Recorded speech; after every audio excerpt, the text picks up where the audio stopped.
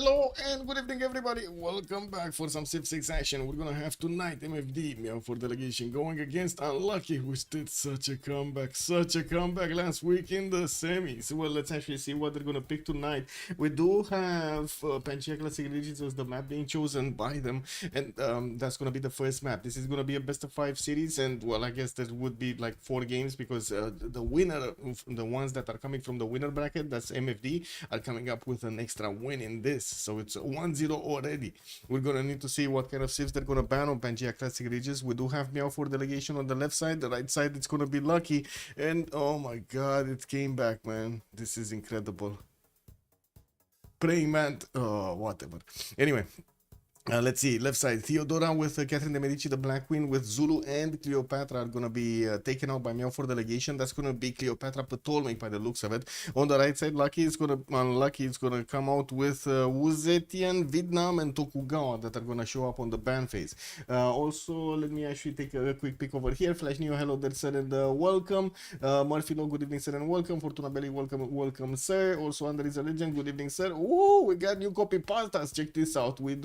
You do realize streaming isn't forever, right? Ever thought about getting a job? I like your tasty music. Like with that, you'd make a great taxi driver. Amazing. Also, Fortuna Belli, good morning, sir. Linda, hello there, ma'am, and welcome. The place, good evening, sir, and welcome. I did see also news follower, Mande Klaku TV. Good evening, sir, and welcome. That's good. Tongue twister. Chill Brains also, good evening, sir, and welcome. Rafifi, bonsoir, monsieur, bienvenue. I did see also Eddie Coffin, hello there, sir, and welcome. Wait, if there's anything approaching of Civ6 in this game, questions will be asked. Yeah, I mean, you know, yeah, no mistakes, right? No mistakes in this game. That's what it is. That's how the finals go. Not cool, man. Not cool getting disconnected while just in the lobby. Oh, I think it was a relobby on. Oh, I see. They relobbied on a new host. That's what it was. Sir Mactador Mundi, also good evening, sir, and welcome. Amada Siracusa, welcome, sir. Good evening. DDD, good evening, sir. We got the finals tonight, it seems. Also, Sim Council, welcome, sir. Good evening. I did see also Fortuna Belli did pick up the first promotion. Thank you so much, sir. And hello, sir. Hello there, sir. Thank you so much for writing first in the channel. It's war. Well, I guess we're going to need to see what saves, but I'm pretty sure on the Pangea Classic Regis map, we're definitely going to have quite a few conflict zones for them to go against. Let's see, Genghis Khan is also going to be the 5th ban of Meow for Delegation. That would be the last one before the big phase starts up. And we're going to have Meow for Delegation having the first stone of the game here with the choice. Well, let's see. Chandra Gupta has also been banned by Unlucky, and they do have another ban. Just 30 seconds to go. Kale, also good evening, sir, and welcome. No more Genghis. Yeah, but it's still Kublai Mongolia available for them. So, you know, they got, oh my god, they banned Gran Colombia, and immediately we got the bad boys coming in, Meow, going in for Basil II. Then Lucky are picking up Lotaro with the Mallorator destruction, and we're gonna see also Gandhi being picked up here by Team Unlucky. So we got the Varus, you know, we got the Mallorators on one side, we got also on the other side Basil getting the taxi straight. Well, let's see if they're gonna pick up a lot of civilizations. Definitely with Gandhi on the side of Unlucky, there will be an extra incentive for them to actually get some civs, right? Get some fate civs, I mean, get some holy site civilizations. Jabu, good evening, sir, and welcome. Ludovic, also hello there, sir. Do we have a French stream? I don't think so. I don't know exactly. Give me a second. No. It's Sue for the Russian community, Varachi for the Russian community, and Kacheshka for Ukraine. Tomorrow there's gonna be Hashki on on the second game. Ooh, Macedon coming in. Oh, okay. Well, I guess Daniel might actually want to play his favorite civilization here with Macedon coming in. We're gonna need to see if the Hetaris are actually gonna be the ones that are gonna win the game, or he's gonna manage to get to tanks just by spamming very bad units. Well, we do have Rome Trajan also being taken out by Team Unlucky, and we do need to see another 3 bans to go until they're gonna need to show us the full rosters. Great Civ to Irel, yeah, exactly. Who remains among the warmongers? Oh, we got a lot of warmongers. What do you mean? We got a lot of them. Coco Crasher, we don't know about the third game yet. We don't know. Actually, it's kind of weird because I wanted to, how to say, get a little bit of a vacation, like a few days, and yeah, I just don't know when to schedule it because I don't know the schedule. Okay, it is what it is. Babylon on the side of Unlucky, and we do have also Cynthia taken out by MFD. We do need to see another one being taken out here. What is it gonna be? Maybe we're gonna see some Julius action. Maybe, but they took it out, man. They took out both Roams. Both Roams. And they're gonna pick up Cyrus by the looks of it. We got Persia coming in for Unlucky here with the Immortals. Moctezuma, yeah, that's another good one. We got Hungary, I believe still available for them to pick up. Hojo Tokimun. The Egyptian Cleopatra, come on, we got quite a few of them. Nader Shah, Movemba Zinga. Oh my god, it's been so long since I've seen actually somebody pick up Congo on this kind of map, but I don't think they're gonna pick it up today. Just saying, they're gonna go for something like they know it's gonna work, and it's gonna work beautifully. Let's see what it is.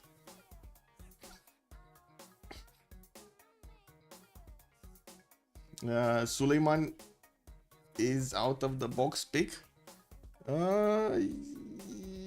Yes and no, actually, yes and no. We've seen quite a few of him being picked up, but it's just not for the liking of everybody, right? That's the big thing.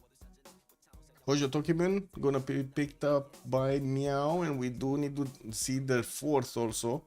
They're gonna reveal it before Unlucky is gonna put their fourth on the board. Abe, maybe we got Abe.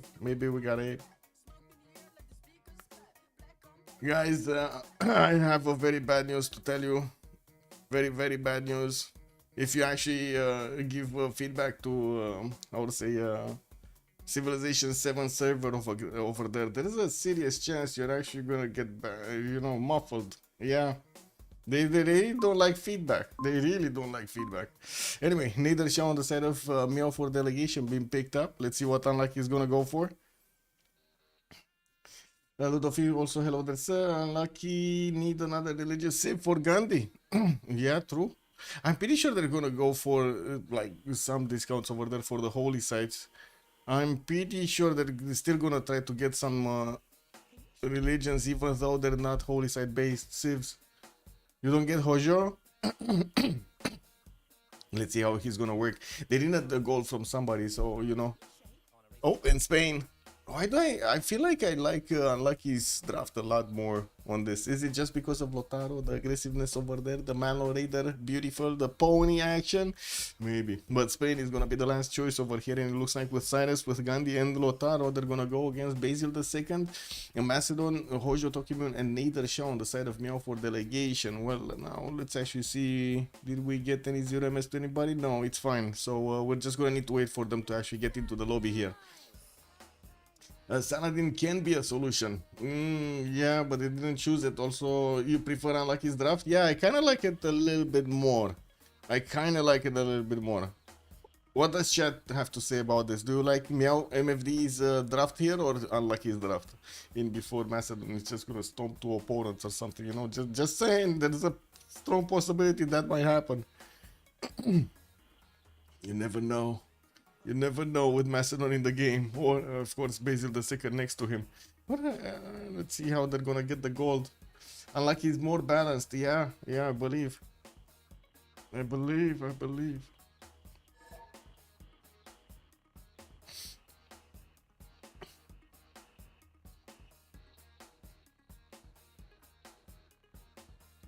The Alexander choice is probably an error. No. What do you mean? They played Alexander, like Daniel plays Alexander even on naval maps. Like I don't know how to say. He really likes Alexander, you know. It is what it is. Oh, we got even General picking up Alexander. Look at that. They just wanna go Alexander. Full Macedon gameplay here.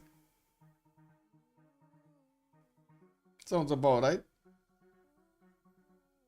Looks like Darius is gonna go for Basil, space for Cyrus. We got Guardian on Gandhi. Boris is gonna be on Hojo Tokimun. Top we don't know. Nico is gonna be the one playing Alexander. Ooh, wait a second. Daniel is gonna give up his Amazing Civ to general. Okay, okay. Nader Shah is gonna be the choice for Daniel tonight, and then we do need to see another one coming in. Not sure exactly whom though. He's only good to do war, and the same for that he's not that good against the Gandhi defender of the faith, no hope. And if his backline, yeah, if his backline is kind of funny. It's funny and sad at the same time. He's just not gonna get what he wants there. Not gonna get to war, and he's not gonna get to do that much alone either. Like get economy, get stats and stuff. Well, ooh, it looks like they're switching Daniel on the top slot here with Nader Shah. Space is gonna come out second with Cyrus. I'm pretty sure there is gonna be quite a bit of a competition for the merchants here, and especially with two Persias coming in. Nader Shah and Cyrus in the same game. Different teams, same game. Okay, Guardian reconnected. Just need one more. Michael, I believe, is missing. I think Michael is missing. Wait, is he actually in the lobby and I don't see him or something? I don't know. I guess I can quickly rejoin. See if that fixes anything. Good evening, Porunki. Hello, Darsen, and welcome. Almost forgot the split screen. Oh, I see a lot of stuff happening tonight. Yeah, it was also clear that Meow for Delegation Basil when they banned Theo, but not him. Not him. I'm surprised Unlucky was okay. Well, they let it in. They left him in. Yeah, there we go. We got Michael joining, so we're just gonna ready up. I believe we should have fixed any kind of 0ms issues that we would have had. Yeah, it should be fine. Okay, we got this, we got this. This. I need to refresh this because this is what it is. Ooh, guys, did you guys see Twitch is actually gonna do something about view botting? Whoa, that's gonna be quite an apocalypse. Oh yeah, big revelation over there. Big revelation. Hello, Dersen, and welcome. Jack is not in the lineup, not today it seems. No.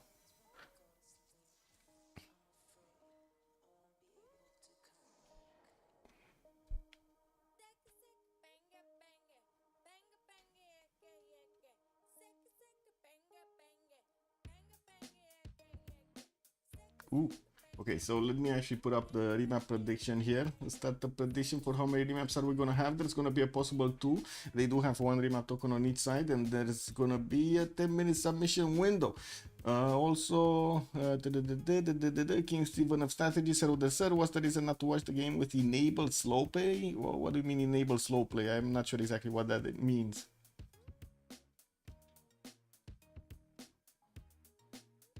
Remember to turn off beta. How about uninstall it? Yes, please uninstall it entirely. Never disabled the mod in my life. Whoa. And then they make Pikachu face when the lobby goes down.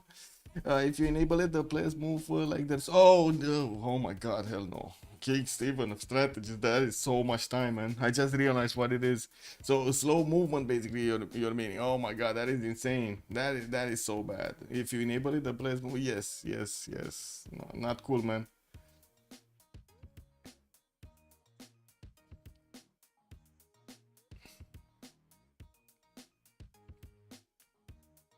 Yes, it is a thing of beauty, but unfortunately, it also creates a desynchronization in time because you get other information on your screen versus what information should they got on their screen. They being on like fast movement and you being on slow movement. We tried it like 4 years, 5 years ago. It just doesn't work properly. And it's a matter of time. It's a matter of time. As in, it is what it is. You spend a lot of extra time there.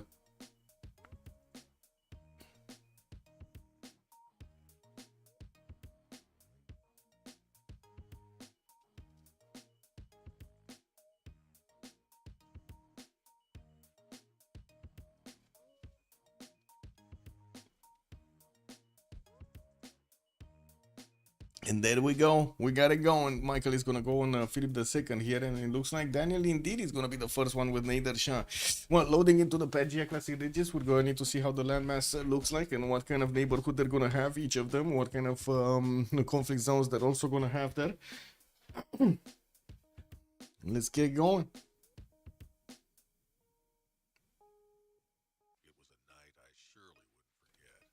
trudge through the depths of the bayou, guided only by the light of the moon, hot on the trail of this thing. Like two things.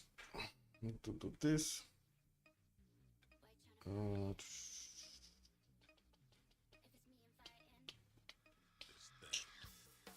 This thing. this. Where are we going, chat? Are we going left or right? Where are we going? Are we gonna take a look at Philip II first on Spain, or are we gonna take a look at Nader Shah?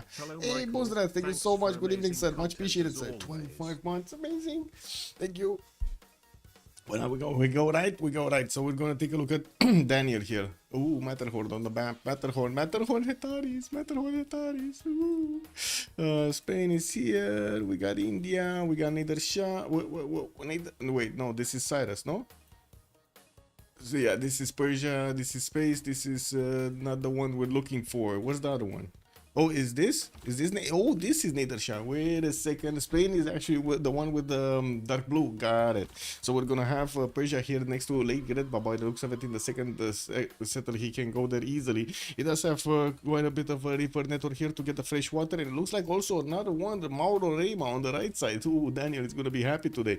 He has quite a few of these sticky huts also layered around here, and it looks like quite a bit of mountain range in the north. He's also gonna have Byzantium past that mountain range. That's gonna be one of his allies, so it looks like they might actually couple together their forces against maybe somebody else. Gandhi, I guess Gandhi is gonna be the one. Yeah, look at that flat land between them. I'm pretty sure Guardian of the Nachos is gonna need to defend both of these. Now we do have also Japan to take a look at, which is gonna be on the north side of the map. Wait a second, this is versus west. This, oh my god, Macedon is backline, bro. Macedon is actually backline. Murphy's Law, bro. Murphy, where is Murphy? Where is Murphy? We got Murphy's Law in the exactly in the game displayed right now. You know what can go wrong will go wrong. That's what it is. It's law, no? The names, yeah, we're gonna get it. Also, again, then good evening, sir, and welcome. Macedon alone, Meow remaps. Yeah, it looks like.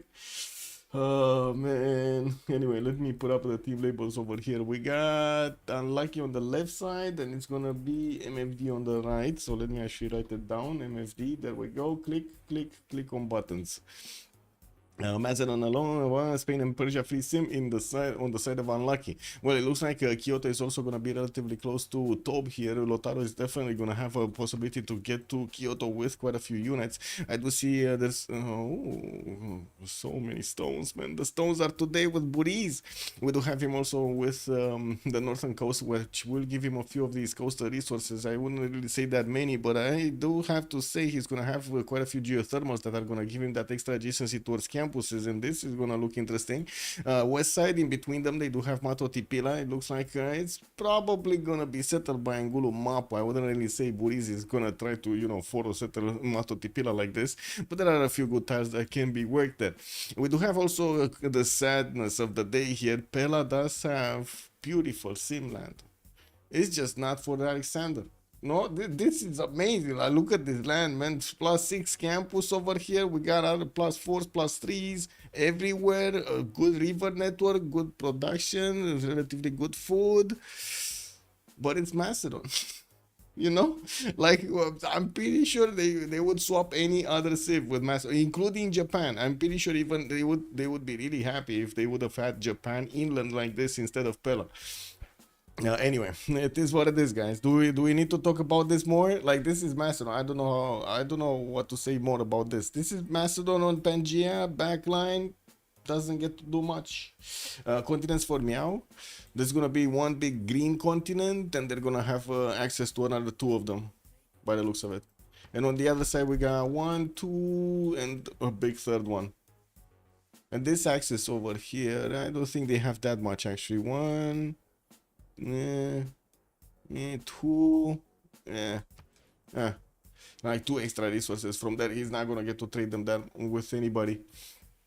Anyway, let's take a look at Darius here, right? We got Constantinople getting his scouts out. Looks like 3-2 banana in the counter for that extra growth. Easy to actually get to Engulumapu for to attack into his opponent. There was also Gandhi behind the mountains toward the southwest, but it's going to be much easier for Gandhi to actually close up this choke, while Engulumapu is not going to have that luxury.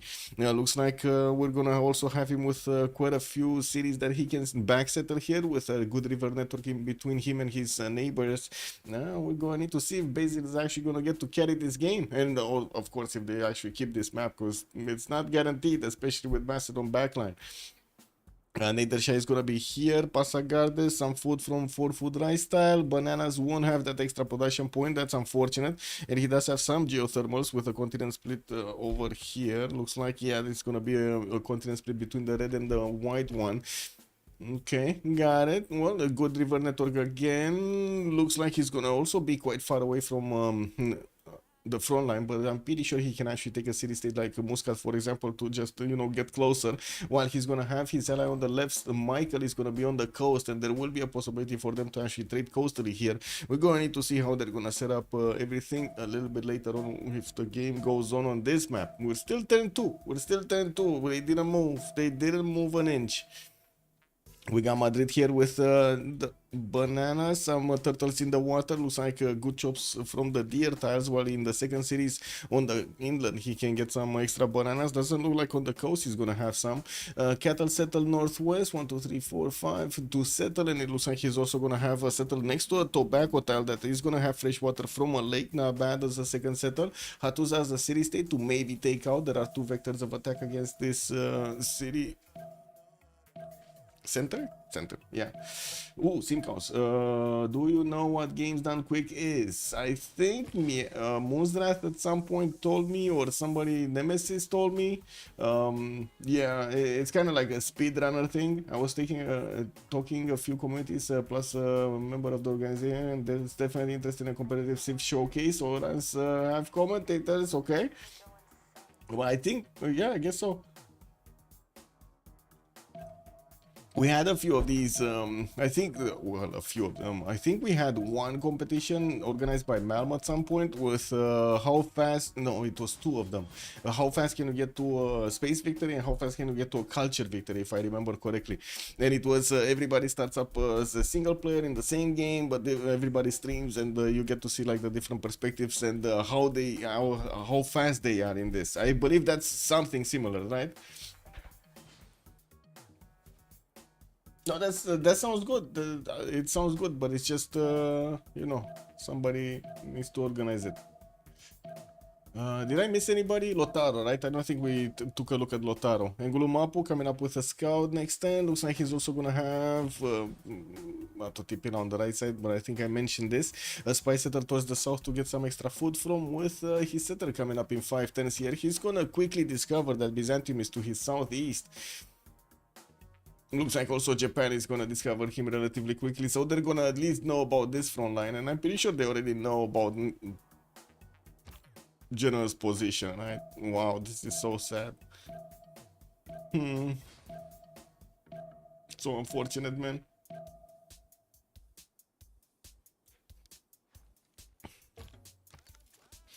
Okay.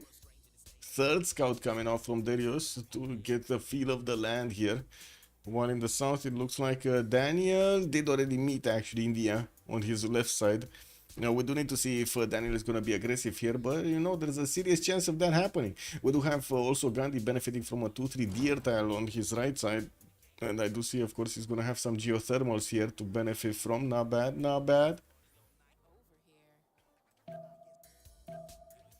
Good evening, Lancer. Hello there, sir. This Pangea looks like poor man's east versus west. It kind of does. I mean, we do have them on the, how to say, split in the middle here. Right smack in the middle. This is how the map looks like. Okay, something has been taken out, taken in, and it looks like Mapuche is gonna see Japan. I'm not sure if he actually saw Darius here. They did cross the river on different sides, and it looks like they might have just not had the visibility over each other. So, well, at least he's gonna know about Japan, but he might not know about Byzantium until it's too late. It's only 10-8 here. We're going to need to see where this goes. I think no, he cannot actually make it. I don't think he can make it. He can see a little bit, like he can get to that forest tile, and that's about it. Maybe 10-10 he can actually move one more time, right? Get the feel of Constantinople, get a whiff of that city center. Okay, Holy Site starts to be placed down here from Constantinople, and I do have to say that he's also gonna meet India. Okay, they do know. Okay, he knows. They know. They know. Didn't really meet Byzantium, but they know. They know where he is.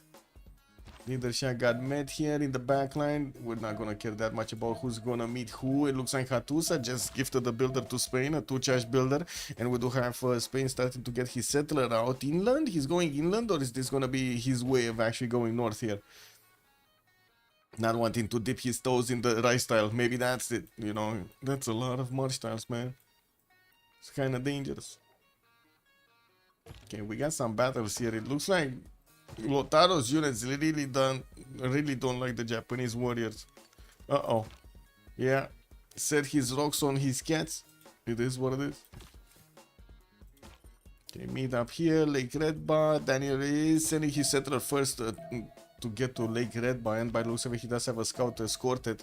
We're 10-10. This is it. Let's see. So, yeah, they met. Yeah, they didn't meet. Well, we still have that warrior there.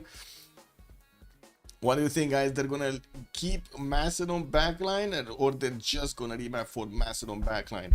And of course, the follow-up question. The follow-up question, guys. If they do remap, is Macedon still gonna be backline? What do you think? Is Macedon still gonna be backline? They remap. They remap, guys. They did remap. They're not letting him stay over there in a corner. They're not giving up on General. On the dream of an aggressive Alexander. CWC finals with the Macedon backline. Yeah, that's just crazy, man. That's just crazy.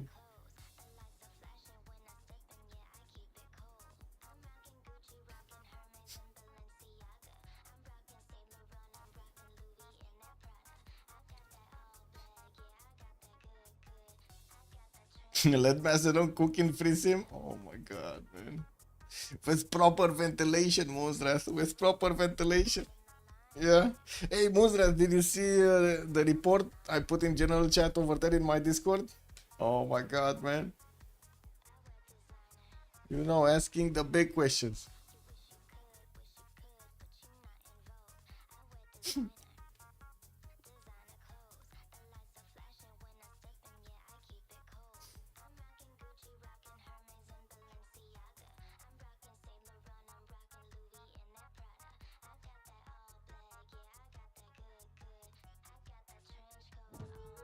Amazing, no? Okay, we go left this time. Okay, we go left. So this time we're gonna take a look at Michael with Spain. Okay, just let it load. Just let them load. Also, Ludovic was saying the function of Macedonia is to attack everywhere and not to sin. Exactly. And he was like totally neutered over there on the backline. He couldn't do anything against anybody. Well, I guess he could just build Lohetaris and put them on every tile of his neighbors, even if they're friendly. Hey, the Lohetaris do need to be trained. No, he needs to get the science from somewhere. Anyway, let's see what Spain is. The report will get on the signal chat before getting to the president. I know, right? Oh, we got Spain still on the left side. Oh my god, it's actually about the same position of the settler here. Well, this time around he's gonna have the fresh water from a lake, and looks like he's also gonna have quite a few turtles in the water, 3 of them in relative close proximity.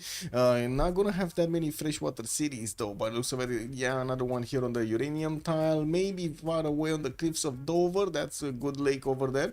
And I do see also he's gonna have Japan on the same coast. Ooh, we might have a naval situation showing up here. Anyway, very nice. Philip II is also gonna have Namador in the south, and I do see also he's gonna be relatively close to Persia. Oh, I mean, you know, having Japan north, it's funny. Having Persia so close, Not so funny anymore, man. Not so funny. Does Persia have anybody else to take his attention away? No. There's gonna be Mastodon in between, a wrecking ball Mastodon in between everybody. Okay, what do we have? Mapuche in the north, northeast, that's gonna be Cyrus, and it looks like also basically the second over here. Beautiful setup this time around, but I think Spain actually took the short stick. I think he actually got the short stick here. This is a very spicy map. It is. It is spicy guacamole versus wasabi. I don't know which one you would choose there, but yeah. Okay, let's see Tob. What do we have? Ngulu Mapu, gonna get some food from Citrus Tiles. In between the mountains there, he has some settles with a good river network. Rapa Nui has a city state to take out on the right side. And he's also gonna be relatively close over here to Hojo Tokimun. He can apply power. He can definitely apply some power against Hojo. Buriz is not really in an ideal situation. Oh well, I guess it is what it is. They're so close also. Taking a look at Gandhi. On the other side of the map, looks like he's gonna be relatively close to the coast. He's also gonna have his rivers here, not that many, some mountains in the north, but again, not that many. I don't see extra tiles over here, like with extra food or something, extra production. I do see he's all gonna have the second setter with a 2-3 wine tile though on the western side, and that's gonna put him a bit closer to Daniel. He's also gonna have Basil the second in the southwest, and then we're gonna need to see how this land is actually gonna be used for war, because I'm pretty sure Basil is just not gonna sit around, you know, idly by.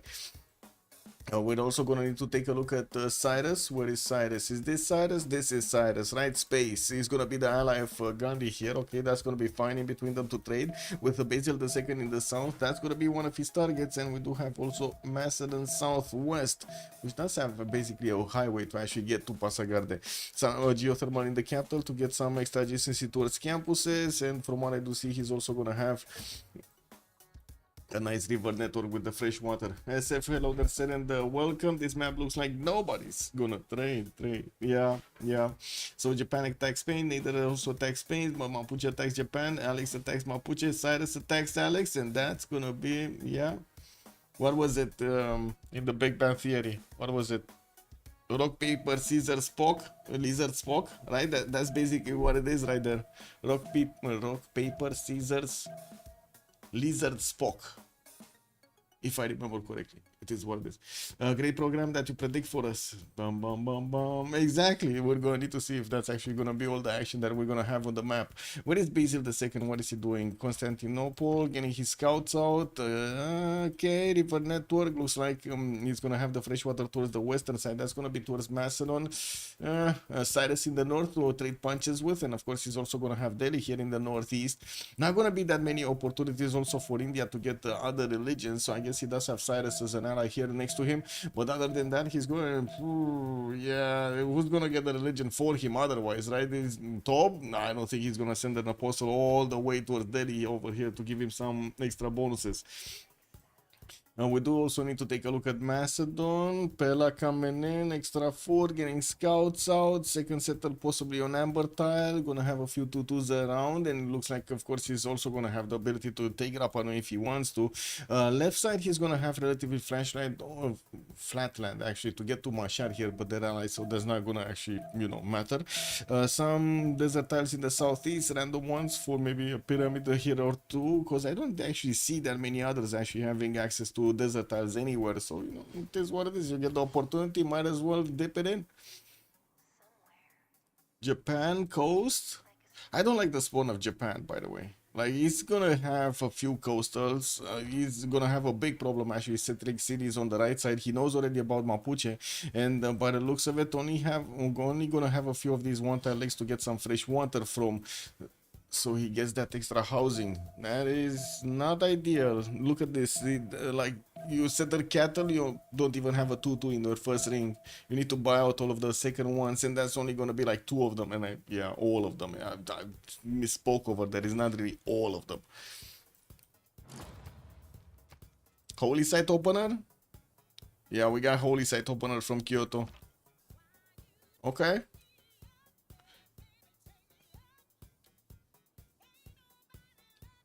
And once this Mashad, Zingi de Bemanaha left side, gonna have some extra culture and science styles, not that much. And from what I do see, also Crater Lake on the east side, quite a bit of a river network here with cocoa tiles, and I do see quite a few fur tiles for him to benefit from.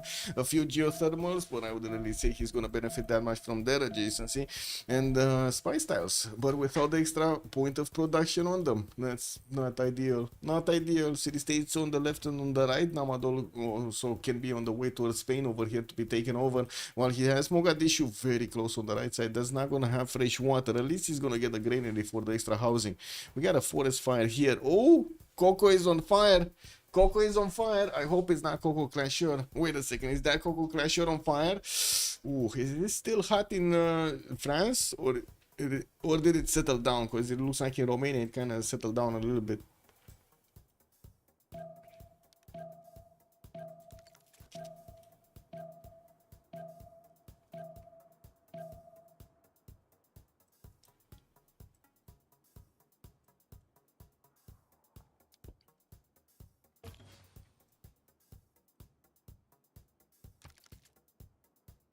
Okay, settlers coming around. We do have one more time for them to actually explore the map here, and it looks like Persia did meet Byzantium. They already know about him. He doesn't know about Delhi though, as in Byzantium doesn't know about Delhi yet.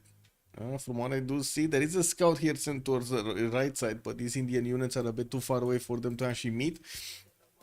Macedon got a site on Rapa Nui, does know about Ngulumapu's position because Japan is actually getting some vision over here. There is a bit of a problem. Japanese settler is right next to Mapuche warrior. I don't think anything wrong is gonna happen here. I'm pretty sure he's just gonna shift that away, right? Buriz is the host, so it should be fine. Should have first moves easily on top. Yeah, there we go. Shift enter. Also, Faith had just appeared. Plus 10 Faith easy for Japan to get that faster Pantheon. Did these guys meet? Wait, Spain and Persia looks like they will meet. Okay. And Spain is sending his first city towards that uranium tile. Oh my god, he's gonna have mutants! Mutants! Turtles Ninja.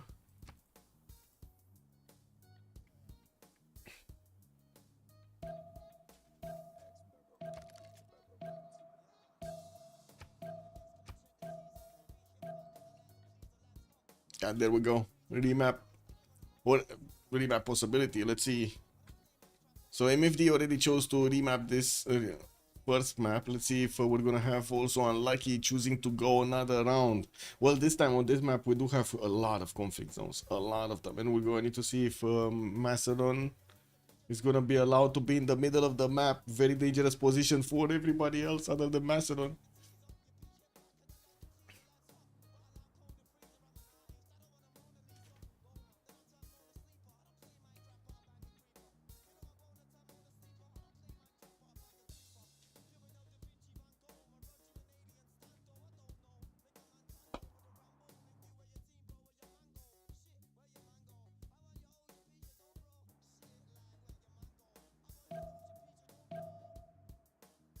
This is it, guys. This is it. Looks like Macedon is gonna be left in the middle over here. We do have also Mapuche with quite a bit of a wrecking ball position. So let's take it from the left to the right and take a look at their strategic resources. So we do need to also finish the prediction here first. Actually, choose an outcome. It's gonna be one remap, MFD remap.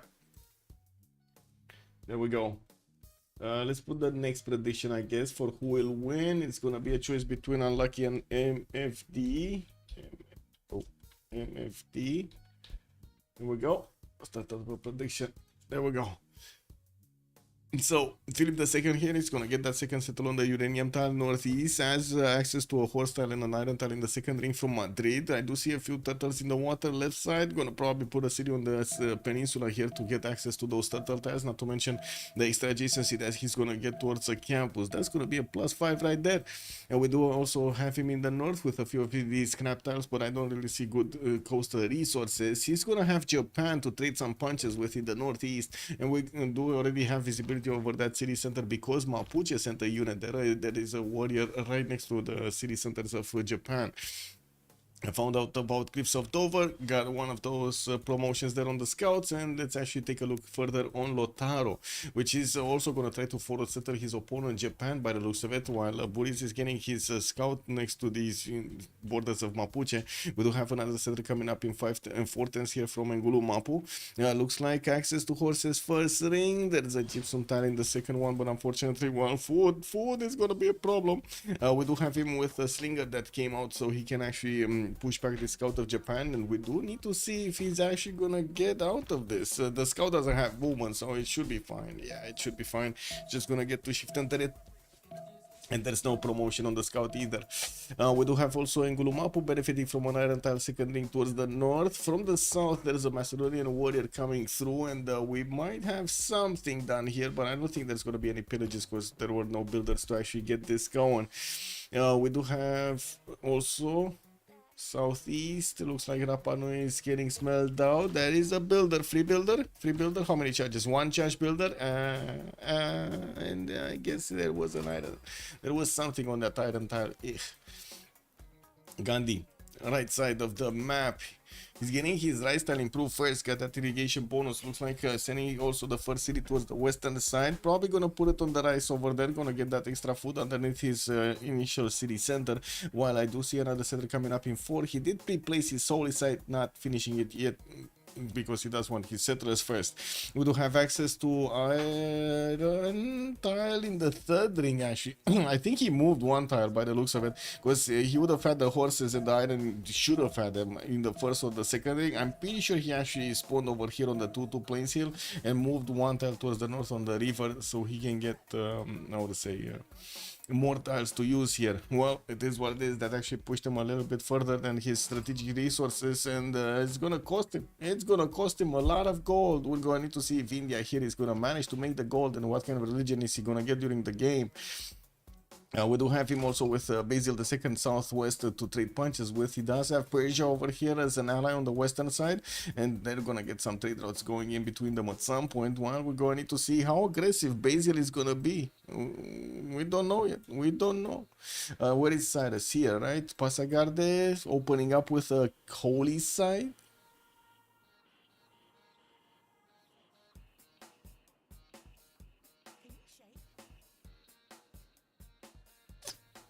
Yeah, I mean, CWC season 10 finals, holy side Persia. Makes sense, no? It makes total sense. Holy side Persia gonna help out Gandhi next to him.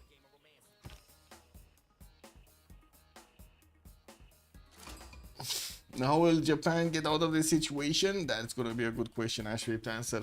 We're going to need to see, because there's going to be quite a bit of pressure on the Navy and on the land here. It looks like he's trying to get his holy side projects going. Well, anyway, coming back to Cyrus here, he does have access to an rental in the capital. Looks like a 3-1 base underneath to get that extra food from. I'm not sure exactly what he settled on, but I guess he does have extra food. So, you know, it is what it is. We cannot complain. Also, RDK Tonton, good evening, sir. Maybe the Persian holy side also wants to deny the basil taxes. Yes, but at what cost, sir? At what cost? Especially next to basil and Macedon. Like, he's in a, you know, kind of a war situation over there, and he's kind of shooting himself in the foot. Cannot get a general anymore. Like, I think he can get a general anymore in good enough time. I don't know. Don't get me wrong, Gandhi would get the benefits of all of the religions if he would have. So, you know, that's kind of good. And where do we have the horses? We don't have horses here, or I guess the holy side should have been placed actually on the horse tile. I don't see it anywhere. Yeah, good evening, sir. How will Japan? Oh, okay, great pro. Okay, we got it. Darius, where is Darius? What is he doing? Getting holy sites, getting the shrines in. Third city? No, third city. I don't see a settler. Yeah, looks like he did also manage to get a builder here and took away one from Ayutthaya, but had to actually delete it because otherwise India might have actually snatched it. So he didn't want to give up a free charge, free few charges there. Looks like also gonna have some extra food from the rice tile to grow that in Constantinople capital. Access to an iron tile second ring here north. His sources are probably again underneath his holy side. That's where he's getting his strategic resource. I'm pretty sure he's making horses, no? Yeah, he's on 7 horses, so that's the biggest thing here. Thessalonica getting traded out. Looks like also Persia is gonna try to slow down the holy site from getting built. That's fine. It was a building at anyway, but we might actually need to see him get another slinger here in the city of Thessalonica to push back that scout from his holy site. He really needs to get that going. We do also need to see Cyrus here. This is Cyrus, right? Okay, Passagarde. No, we took a look at Cyrus. We need to take a look at Macedon. What is this? I was taking it back. Anyway, yeah, God of the Forge. Better question is, will Basil get a religion? I think he will. I think he will. And look at Macedon already picking up God of the Forge here. I think we know what Macedon wants. I think we know. Yeah, and it's not gonna go to the circus or something, or maybe I guess it's that kind of a circus. Got him getting his trader out from Shalkidik. He got the amber tile settled on, so he's getting that extra amenity and also the extra culture point. While we do have him with a horse tile in Pella in the first ring, looks like his iron is going to be quite far away in the third one towards the southwest. We also do see there is a Mapuche scout that is shadowing his settler here. Oh, that's fine. That's fine. I really hope General is actually going to click on the shift enter faster than Top can actually click on the settler. Yeah. There we go. He did. And there is a slinger coming out from Pella, so he can throw some rockets across that river against the scout. That should be fine.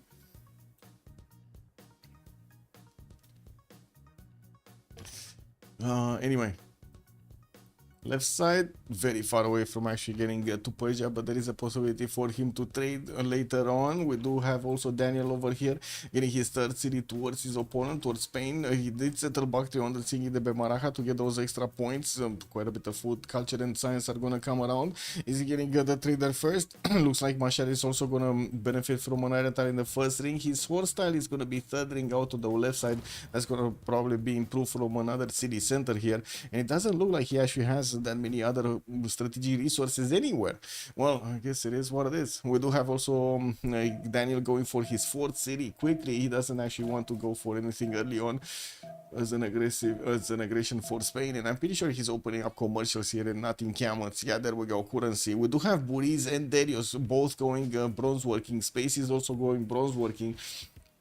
And I do see also Japan did finish his second. I believe this should have been his second Great Prophet project. Yeah, there we go. Japan is actually on 38 points. He did pick up the first Great Prophet, and we do have him activating his religion. Got both holy sites built, so he's gonna get that religion in both cities, and that's gonna be Defender of the Faith with the shrines, providing him the extra gold, and the temples with a lot of extra gold. That's a lot. That is an insane amount of extra gold. But he got Defender. Now he needs to get an encampment down. He needs population for that. Tokyo doesn't have population anymore. He didn't pick up Feed the World, so he's not gonna get the extra food from his, shrines. So Gavron Plaza is gonna miss here. Okay, he's getting his encampment from Kyoto, but the Gavron Plaza, man, I guess it is what it is. Who needs governor titles and who needs the bonus from Waller's Throne? It's survival of the fittest over here. Anyway, we do need to take a look also on his strategics, right? Where does he have him? First ring iron tile, horse tile, nowhere to be seen, probably underneath that holy site. And he does have another one in Tokyo. It looks like he didn't manage to actually push back the warriors of Mapuche or the scout of Spain here, but he's gonna manage to one-turn his encampment. Well, he does have the half-cost encampments, which is very nice on Japan. Second holy site from Persia, guys. He's going all into the religion. Space is going to space religion. Wait, what is this space religion gonna look like? Well, I guess we're going to need to see. Byzantium here getting his shrines out. I'm pretty sure he was relatively close to getting a prophet here. Yeah, he's on 22 points out of 30 and making 2 a turn, since he's going to finish more shrines, and we're going to finish also that holy site in Thessalonica. Going to get to add more points per turn. We're still 10 points, so I'm pretty sure he's going to get a religion quickly in the next few turns here. Did manage to push back a few of the units of India, and still did not get that third city going. Yeah, he wanted to finish the holy sites and everything else. Got a builder in the meantime. Did he pop this builder? Might have actually popped this builder from a hut. Also, Space is going for the bronze working in 2 turns here. After his holy site opener, he's gonna go directly for bronze. Oh, this is a very interesting game for Persia, I gotta say. This is gonna be one of those games, guys. What do you think is gonna happen here?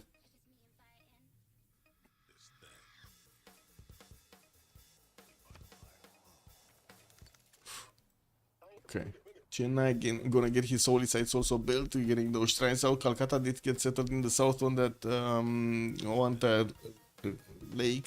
Some wine tiles over there. Doesn't seem like he's that interested of going on the coast. Even though Spain is on the other side of the coast, that shouldn't be a problem for him to actually settle coastal cities. But of course, he does want the fresh water more than he actually wants a connection on the trade routes with, you know, long term over here, pardon, Spain. K-League work ethic. You think he's gonna get work ethic? Okay, on Persia, that might make sense. That's gonna be nice. I predict the team with Persia is going to win. Vigo Stars knows the way over there. Yeah, betting on both sides. And Cloxiv already making a prediction. Persia dies to Macedon. And then unlucky. CCS. No jack. No win. Wait, really? They CC after Persia dies? Uh-oh. Yeah, that's gonna be bad. That is gonna be bad. We got Mapuche here getting his encampments. 2 of them getting pre-built. And Gulumapu and Nagmapu. Looks like Pikumapu gonna work on the trader first. And he did manage to pump out a few of these stringers to defend his position. There was a Macedonian warrior sniffing around his city centers there. Did Basil get his religion? Not yet, but he did get a pantheon. That's going to be religious settlement, so he gets more production towards these settlers. Going to pump out one from Constantinople in 2 turns here. While I don't see India managing to get his points yet, he's starting to actually roll them in. 1 great prophet point a turn. That's actually very slow. That is a very slow holy site opener. Spain also going to work on his 4th and 5th settlers coming around, with Cordoba actually for settling Persia. This is a very exposed position. We're going to need to see if Daniel is actually going to inch forward here with a few maybe horse units to take out Cordoba. He does have also Namadol. To pick on the way towards the Spanish defenses. Of course, he did open up with commercials here and pressing them down. Fort City already out from Mashhad. Getting towards the western side, might actually get over here southwest. I don't think he's actually going to keep going further here into his opponent's face. I don't think so, but maybe that's just me. Magnus opener in Mashhad, and we do have him also with Mogadishu gifting him a few of these builders. He can get around and get that going. Macedon. Ooh, very slow to get the encampments. 2 turns in Pella. Sharkidiki also 1 in 4. Looks like, of course, he's gonna get the extra production from God the Forge and started improving some of his tiles here and getting those extra production points. Also working on his monuments for the culture. While we do have him going for archery next, we're going to see him discover horseback riding. And there we go. We got another religion, Eastern Orthodoxy. That's gonna be Crusade Byzantium. He got Crusade, man. Nobody in the game managed to stop him. Choral music also on the side, so we can get faster to his beautiful units, man. Battle Cruiser, good evening, sir, and welcome. Wait, evening, everyone. Made a blind bet and accidentally added 1 more number. And what did you? Wait, what is that? Oh, wait a second. We got 211,000 points against 215,000 points. Oh, this is very close. This is very close. Amazing. Okay. Trader coming up from Delhi, getting holy sites in Calcutta. More, we're going to need to see what kind of religion also Persia is going to get here with his holy site coming out and prayer project coming out next turn. He shouldn't have enough points actually to finish it. Going 3 holy sites here from his city centers. It's quite a commitment for Persia. And yeah, there we go. Things are starting to get heated up here. With GPU working on 70 degrees, I can imagine. Yeah, any error score issues? I don't think so. Like, they shouldn't have error score issues, but I guess we're going to need to take a look at. You know what? I didn't see actually the appeal on Lotaro here. Do we have any good appeal? Like for his Shemamuls? Ooh, we do have actually quite a few tiles for his Shemamuls. Yes, yes and no, not amazing ones. We're going to need to see that encampment coming on next turn and how fast he can actually get the points. Already Japan is on 1 great general point at 10. Of course, he did finish his encampment first. Now, while at the third city also coming out from Kyoto here, he's going to work Moksha in the capital so he gets that extra culture going. The encampment training projects already coming out from Macedon, gonna get one in 1 turn. Oh, I'm pretty sure Persia is not gonna get a general. Like there's no way he can get a general. Like Macedon is gonna get 2 of them, probably one on Mapuche and one on Japan. That's what I feel like here. And of course, I would have to say Byzantium would really want one also. So there's gonna be quite a race. We got 5 players that really want a general, right? Japan, Persia's like both of them, Macedon and Lotaro. That's gonna be the 5, and then we got like Spain and the other Persia, right? That do want a general but cannot really get a general, you know, like it's not in the cards anymore over there. Yeah, it is what it is. Anyway, holy sites also coming around here from Spain. There is a possibility, by the way, I do have to say this, mention this, there is a possibility for the apostle to go across the seas here, but it's going to be quite late. But you know, if they do survive until the late game, that is going to be quite something to spread that allegiance from Spain.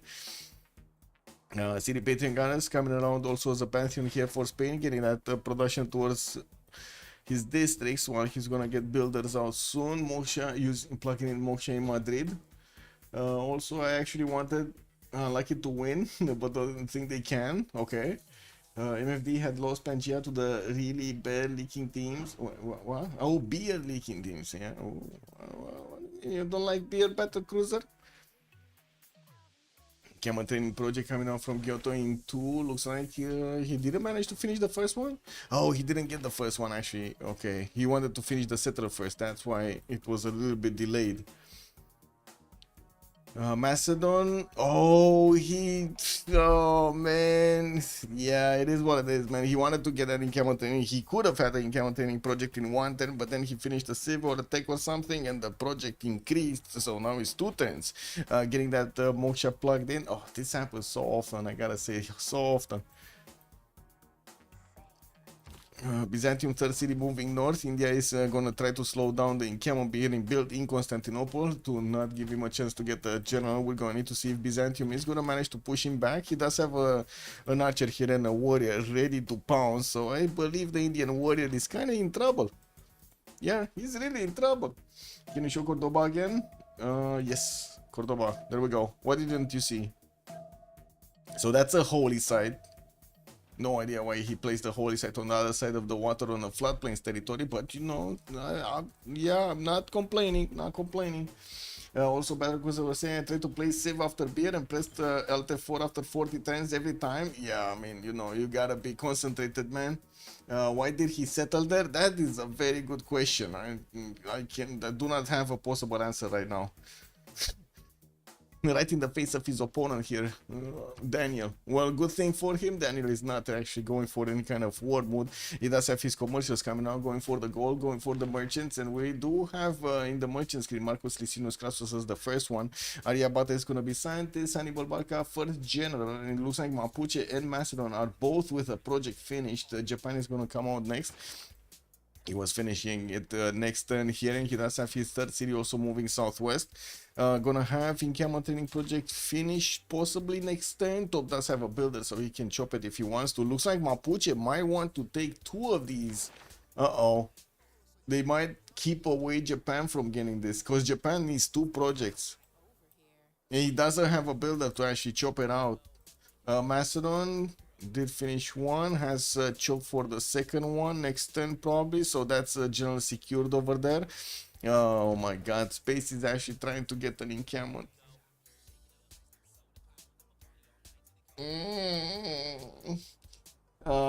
Yeah, if the A4 settles, it must be a good strat to kick W. Also, Inhard, good evening, sir. Guys, why Japan is only on 2 cities? Did he lose settle or something? No, he didn't. He's gonna get his third one. He slowed down so he can get the holy sites built for the religion, and now he put some production into his Settler. Yeah, double projected the Prophet, and now he's trying to get the encampment training projects here, but it looks like, yeah, he did finish one. He needs another 10 points. Mapuche does have the ability to actually get another project chop. Magnus is getting in there in Nagmapu, and I do see another encampment project coming in. He does actually have the possibility to chop two of these if he wants to, and just recruited the Hannibal Barca. Does he need two of them? Yeah, he needs two projects if he wants to pick up another general. I'm pretty sure. Okay, what do we have here? Basiliki Pates coming in from Macedon. Gonna need to finish that encampment training project. I guess it's fine. There's not that much of a competition at this point. And Basil is not gonna get his encampment. Has two chops. Is he gonna get to chop? Okay, is this gonna go through, guys? Can we get a poll going? Is Basil getting general? Yay or nay? I'm asking about him because on the other side, I don't really believe we're gonna have that much of a chance for Japan to get the general, which is gonna be kind of sad. Do you know why Tob is projecting multiple generals to deny his opponents? Basically, like to deny Byzantium and to deny Japan. If he manages to do this, this is going to be his advantage, right? We're going to have Japan here with just a bit of an extra bonus on the coastal territory on his units, and that's about it. His samurais, of course, as a unique unit, while Mapuche is going to benefit from an extra +5 against the Golden Age civilization and going to have the general bonus. That sounds really cool. Still didn't chop though, and it looks like he moved away the builder from Nagmapu's chop. Okay. Let's see, Mapuche. So Macedon is getting one, 34 out of 30. Japan still needs to actually get his project finished next turn. Okay, Mapuche also gonna have the ability to get it next turn. Wasn't it Japan on one of the last slots? So Tob is gonna be... Tob is about Buddhis? No, he's below Buddhis. So if it's same turn, it goes to Japan. Okay, that's what I wanted to know. If Mapuche is same turning it goes to Japan. So unless he actually chops it right now. Oh man, he got greedy to put a Shemamul and doesn't have the chop anymore. He could have just waited there, man. He got fast fingers, man. Itchy fingers, not fast fingers. He got itchy fingers. Anyway, Macedon got Sun Tzu. Let's see, Pasagarde is gonna try to get an encampment training project, and he did get the religion. Let's see it. So India went for work ethic with secret places and holy waters. Okay. And then Persia went for feed the world with tithe and stone circles as a pantheon. And India did go for monument to the gods, by the way. He's gonna try to get the wonders built. Okay. Yeah, encampment training projects coming out from Darius. He did finish one? No. Oh my god, he did finish one. Okay, he did finish one. Can he get that next chop? Can he get it, guys? You talking about the game where he got astrology from the hut? Oh, the last game. Oh my god, look at them. Look how many actually got to the generals. Who got it? Oh. No Byzantium general, guys. Yeah, no Byzantium general, guys. I'm sorry. The names have it. Yeah, it looks like chat was correct. No Byzantium general. And Japan did manage to pick up Burica, which is gonna be nice. He's gonna get to defend a little bit easier against Mapuche here. Gonna get that third city and the fourth one coming up from Kyoto soon. Mapuche still didn't get one of those pantheons. He's getting the campus out from Pikumapu. That's gonna be a +2 next to the mountains, while he did start to place down some of these Shemamuls. Gonna get those extra culture points going, not bad. Gonna need to also start improving some more of this territory and got those builders out. Persia, of course, is starting to roll in those merchant points. He's gonna have already 6 great merchant points at 10. Did pick up God of War and Plunder as a pantheon. Gonna get an extra point from each of these commercials build. While I do see him also getting his monuments for that extra culture. Spain to the northwest did go, of course, for the harbor openers, and we do have him placing quite a few of these harbors in the water on the western side, and he did choose to go for city patron goddess. Gonna send another city towards this. Where is this even gonna settle? Is this gonna go for this? Yeah, because I was watching, this is not gonna go down well, right? I guess he can put it on the Coco Tile and Aqueducted, but I don't think he's gonna do that. He's gonna go fresh water, isn't it? Chat, is this Michael gonna go non-freshwater cocoa? Is he gonna resist the big cocoa challenge? The smell of cocoa in the morning, man. You just like cannot deny yourself that pleasure, no? Is this happening? Because you know, if it was me, I really like cookies. You know, I see chocolate, I need to have chocolate. It's that simple, no? Gigi also, hello there, and welcome. No big deal. Tagmas are okay with the next one. Yeah, Byzantium, true. He can definitely pick up the next one. Byzantium need the generals of the second era. Yeah. You kind of missed a lot of production. Okay, fourth city also coming out from India, fifth one from Chennai. What I do see, Persia did put down his encampment. He cannot get, that's another problem, right? Persia cannot get a general either, getting those extra faith points in, and we're 1030. We're just one turn away from seeing the switch of the era. Everybody did manage to get their era score on the board here. Let's quickly take a look at the city-states and then check out what they pick. Namadola, Euthaya, Antananarivo, and Rapa Nui for the culture city-states. We got Samarkand for the trade and Mogadishu, while I do see also Taruga with Mitla for the science. Kabul will be the only one for military. I was remembering Valenta, but I guess that was the first map. Anyway, Jerusalem with Arma coming up for the religious bonuses, and I do see Hong Kong is gonna be smack in the middle here of the city-states with the industry bonus. Not bad. Well, we do need to wait for them to actually get that on the board. Byzantium, Darius starting to get also his fourth and fifth city out. That's fine. Magnus being plugged in Thessalonica, his second one, and he does have builders that he's gonna get with Monumentality to start improving his territory here. And surprise, Cyrus actually has the most faith per turn in the game. 32 faith. Okay, no holy site bonus Civ, but he has the most faith in the game per turn. Amazing. Next to India. It was in the game with TBD. Yeah, the last one. The last one. Moshao for Mapuche here, also getting his government plaza next to the mountain so he can increase the GCC towards some campuses.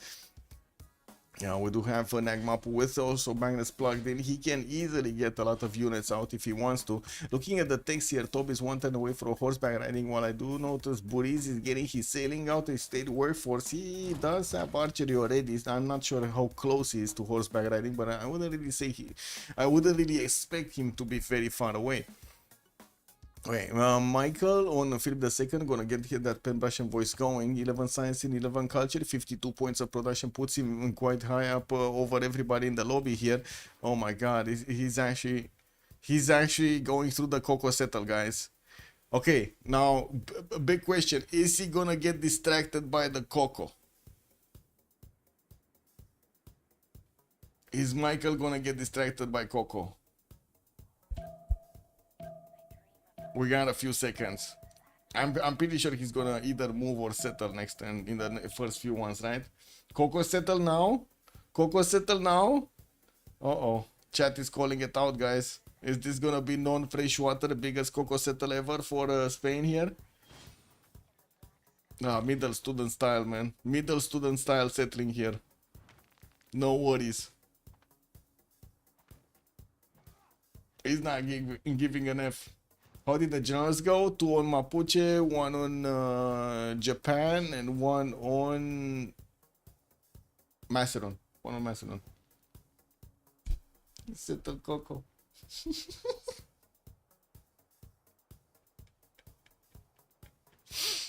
It totally makes sense. It totally makes sense, no?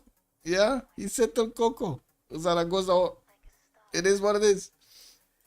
Mapu Plaza is between 2 strategics and 1 luxury. Yeah, yeah. Warlords Throne also selected for Madrid to get into the Gavron Plaza, so he gets that extra production going on his units. While I do notice Persia started recruiting merchants here, he's gonna have access to Ipfadlan next. There's nobody contesting him. We thought it's gonna be a lot of competition, but it looks like no. Mommy Vata, good evening, sir, and welcome. The spirit of middle student lives on. Yes, it looks like it is. Lotaro here, 3 cities strong, still no units, getting some archers out from Nagmapo, and does have his builders going around for the chop tiles. We're gonna need to see him also getting his 4th city out from Ngulumapu towards the northeast. Unfortunately, just like chat is saying over here, the Governor Plaza is quite in a weird position. So first of all, he cannot use the iron tile, like place any kind of district on the iron tile because it's already discovered. He got encampments, and then well, he only has a single tile here to put it next to the other mountains. It is what it is. It is what it is. We do have him plugging in Moksha over there in the capital city with 11 science points and 18 culture, as also 36 points of production. Doesn't really have that many units in his opponent's cities, and Buriz, well, we're going to need to see how close he is to actually getting his horseback riding here. We still don't see him actually selecting a tech. A Guardian of the Nachos, 10 Science and 13 Culture, also with 31 Faith per turn in his Monumentality Golden Age. He's going to have the ability to invest this faith into these builders and, of course, the settlers. I'm going to try to also get with Monument to the Gods as a Pantheon, more production towards these wonders. Already, as you can see, working on the Hanging Gardens in the city of Chennai, while he's already getting spread some religion from Persia here. Persia is going to give him Feed the World. We do have Moksha establishing the capital. Wow, that's... did you see that going from 7 turns to 6 turns and then down to 4 turns, Hanging Gardens, and then 4 turning also Great Bath here from Delhi. Not bad. 47 points of production. Magnus establishing Calcutta. And we do have him getting that irrigation so he can improve his amenities here. Getting those plantations on the wine tiles and the coffee tiles, going to give them some happiness. Not bad. The space, 17 science and 23 culture. Next to him was still on 3 cities. Did open up with holy sites and has also stone circles as a pantheon. Extra production from these quarries, stone tiles, and of course gypsum tiles. While he does have his 4th city coming around from Pasagarde here, we will need to see if he's actually going to get it down in the south, try to build a buffer zone in between him and Byzantium, or well, he's gonna try to backsettle. Now we do have him also with 51 points of production, and I do see also 39 points of faith. Not bad actually for a non-holy site civilization. Darius towards the south, he also has Monumentality Golden Age, and I do see him with only 19 points of faith per turn, with 11 science points and 10 culture. Is getting Moksha just now actually being plugged in the city of Constantinople, and we do have also Magnus establishing in Thessalonica as ability to actually chop out this Temple of Artemis, and he did already build up his government platform from Constantinople. Wait, take side. I do want to keep an eye out also for Buriz here. Did he get his horse technology? Horses! Yeehaw! No? He didn't get his horse technology? Guys, is he 1 turn away from horses and he's just playing with us? Buriz? Well, I guess he does want his extra faith per turn here. Is this gonna happen? Which religion did India take? It was, what was it? Work ethic with secret places and the holy waters. Work ethic. He got the production one. Do you really care for Plaza placement on Mapuche with a close target and whole other map to work? Yeah, I guess not. I guess not. True, true. Let's see the chops. Is Toba actually gonna quickly... he already has horseback riding. There we go. That's what I wanted to see. He already has it. Kyoto is coming up with a horse in 2 turns here. And the builders, well, holy sites. Buriz did actually pick up Monumentality Golden Age, so he does have the ability to get some extra faith. Woo! Armada Siracusa, thank you so much for the 5 gifted subs. Much appreciated, sir. Japan had the 4th settler. No, he didn't get the 4th city. No. I don't think, no, I don't see it anywhere. Oh, wait, no, I'm wrong. He didn't get one. Oh my god, wait a second. Is he actually photo settling Spain that far away?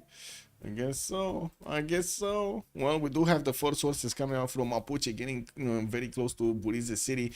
Sendai is only 12 strength. Is he gonna slap that city? He gonna slap it. He gonna slap it down. Oh my god, the distraction. Buriz did not click on the buttons quick enough. Sendai is doomed.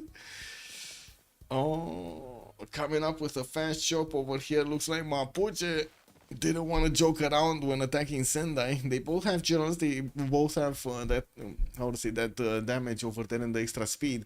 But you know, there's a bit of an advantage here for Lotaro. He does have an extra +5 against the civilizations that are in a golden age, and we're going to need to see if these two horses are going to finish the job on the city of Sendai, or Japan is going to get to push them back. I believe actually there's a good chance this is going to get defended here, no? That's my take on things. Isn't that true? What do you think? That Cedra took a long journey. Yeah, he did. He did actually move quite a bit here. Anyway, where is Macedon and what is he doing? Hetari's coming around. Sharky Dicky going strong. Pela getting his Wallostron in 3 turns. Looks like starting improving some of those tiles. No Magnus yet, so no big choppy chop. We got Lian getting in the city of Alexandria, and he does have God of the Forge as a Pantheon. We do have him with the ability to take Rapa Nui down, and with also the ability to get to Mapuche relatively quickly here. This is going to be dangerous for Top. He's going to need to defend his behind as he's going on his offense over there against Japan. Cyberjack also, good evening sir and welcome, or I should say good and my heart. War builders coming out from Buris. He did go into a monumentality, so he has that 32 faith attack that is allowing him to get these bad boys going. The builders, the big muscle boys, the big hammers. Okay, attack on Sendai. Boom, horse. Oh my god. Oh, the horse went down, man. The horse went down. Yeah, that's it. I think that's it, no? There's no way this scout is gonna sacrifice all of his life to attack him to Sendai. New horse is getting chopped by Buris. Looks like he's gonna have a way of retaliating against Mapuche here. Not gonna be easy for Top to get to defend against both nations. Why didn't he slam the city with his horse? I don't know, man. With the second one, right? The one he lost. Yeah, I don't know. He should have sacrificed that. There was no way that would have stayed alive in this situation. I agree. I definitely agree. Chokela, good evening, sir, and welcome. Sasso, good evening, sir. What do we have? Byzantium did finish his Temple of Artemis, and I do see he got his Government Plaza with Wallo's Throne and started working on a few of these horses. 4th city, 5th city actually going on the western side, has Jerusalem also for some extra faith, and we do have him just on 22 faith there. He's very unlucky over here, very unlucky, and yeah, very unlucky for how much faith he's going for. Anyway, Persia, what I should say, Nader Shah, no, Cyrus. Starting to get that 4th city in the south. Also did upgrade his first immortals, sending them towards Taruga in the north, while he's building some of his horses. Also working on 5th city out from Pasagarde. And while he's getting closer to the Byzantine settlers in the south, and that might not be good. Darius will lash out when he's gonna get his Tagmas. In the merchants, looks like Fadlan did get picked up, and that's gonna be on Nader Shah. Daniel is gonna get it, and he's also gonna get the religion before Spain. Did he just took away the religion of Spain? Did he just do that? He got Stonehenge here in Mashhad, and Spain. I'm pretty sure didn't we see a holy site? We did see a holy site. This like really weird holy site here from Cordoba. Wasn't he getting points? No more great prophets. All individuals have been picked up. No great prophets. We're just gonna need to wait for Daniel to get if he's gonna get the religion.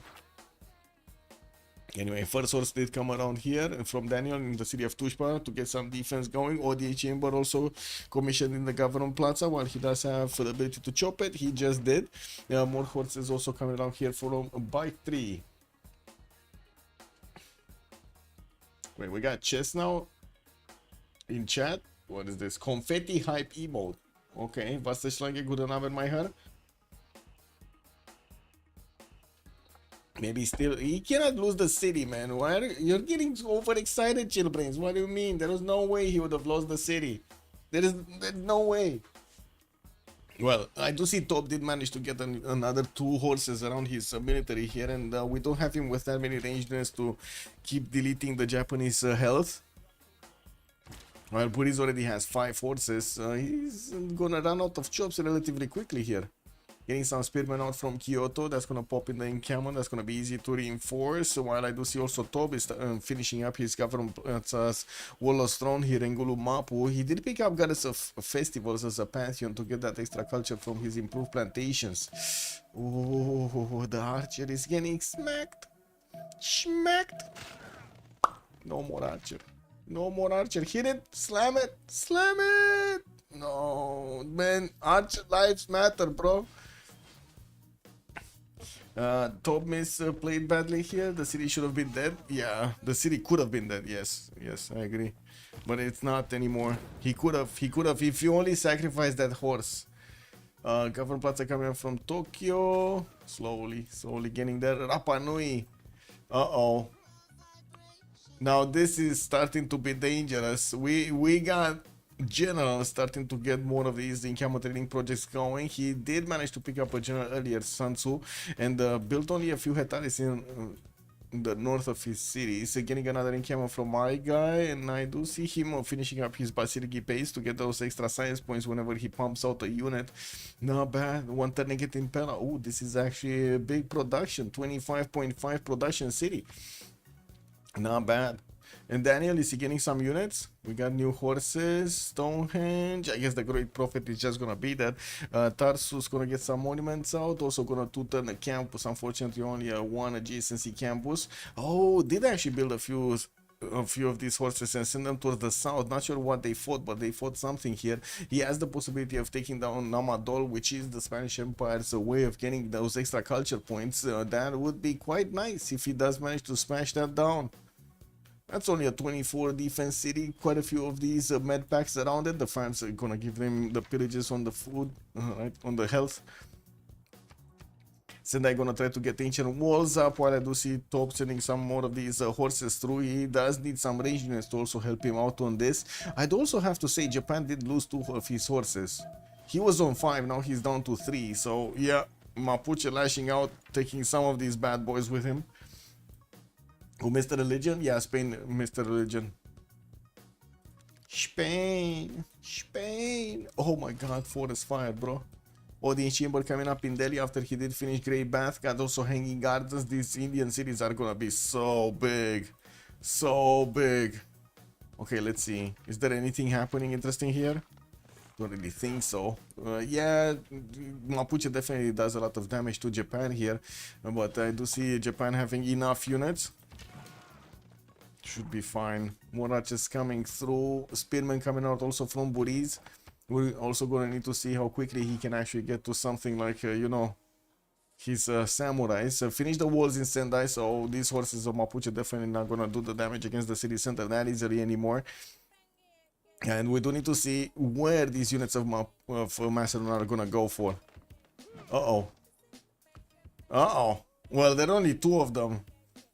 Like this cannot be a misclick scenario, right? There just cannot be a misclick scenario. Like, yeah, no, this is not gonna look like a misclick scenario. Like what Trinidad did in the what was it, Rooster Cup or the Goat Tournament? I don't know which one of them. But anyway, and we got some units coming out from Persia, Immortals from Susa, and I do see he's plugging in Victory in that city center. He's plugging in Immortals, commissioning Immortals in Passagar. They will also come around in 2 turns. While working on a few of these campuses. From the south, Byzantium is also coming closer with some settlers. He's already on 5 cities, and I do see him finishing up his shrines, trying to get another encampment training project from Constantinople to recruit the next year General Timur by the looks of it. He's on 3 great general points passive, while I do see also Persia, neither Cyrus, I mean, is starting to get a few of those general projects. Liang plugged in Thessalonica, not that many resources for it to be the food production one, so I would imagine this is City Park Liang. Which pantheon on Spain? Wasn't it religious settlement? No, City Patengares. Sorry, City Patengares. Zaragoza Governor Magnus, he did finish Warlord's Throne here. Moksha plugged in the first city while he's getting a few builders out. Oh, finally, Persian units are getting into the borders as Namadol to smash that city down. He does need to take it down before the Ancient Wars go up, so, you know, he doesn't actually need to get a catapult or something or spend a lot of health from his horses there.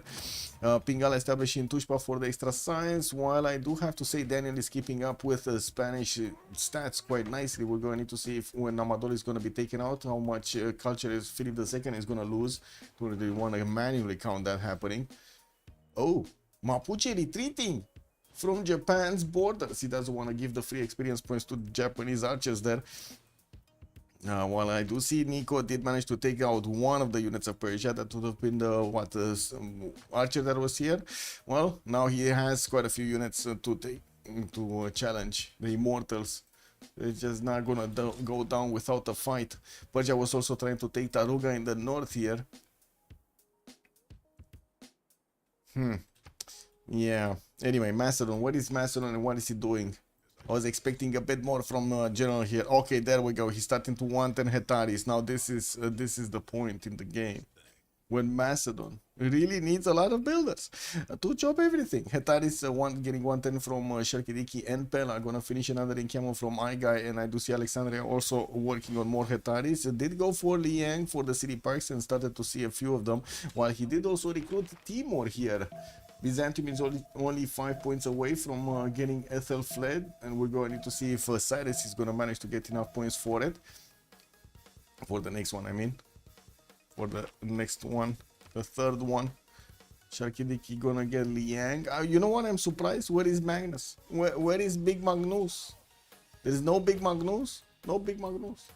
Andiro, thank you so much for the tier 1 up. Thank you, sir. Also 5Z, good evening, sir. Who are in drums? Persia is here. God of War. Oh, wait. Who are in drums in the Golden Age, right? I don't think anybody's in Drums of War. Yeah, I don't think anybody's in Drums of War. But we got so many in Monumentality. We got Gandhi, we got Cyrus, we got, what is it? Buriz and Darius.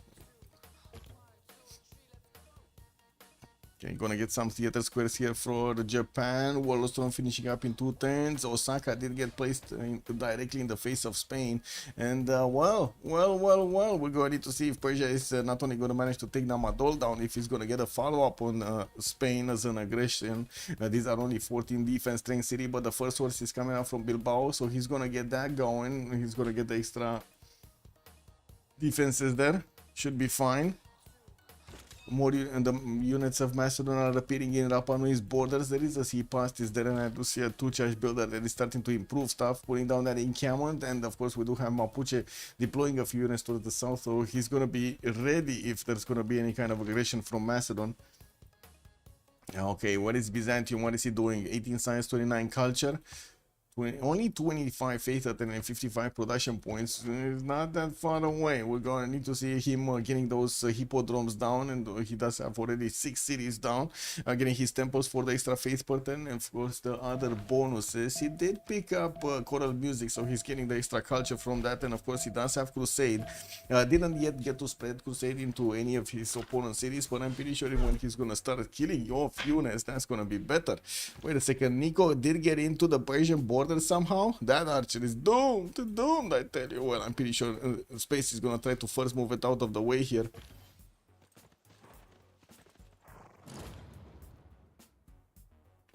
Nope.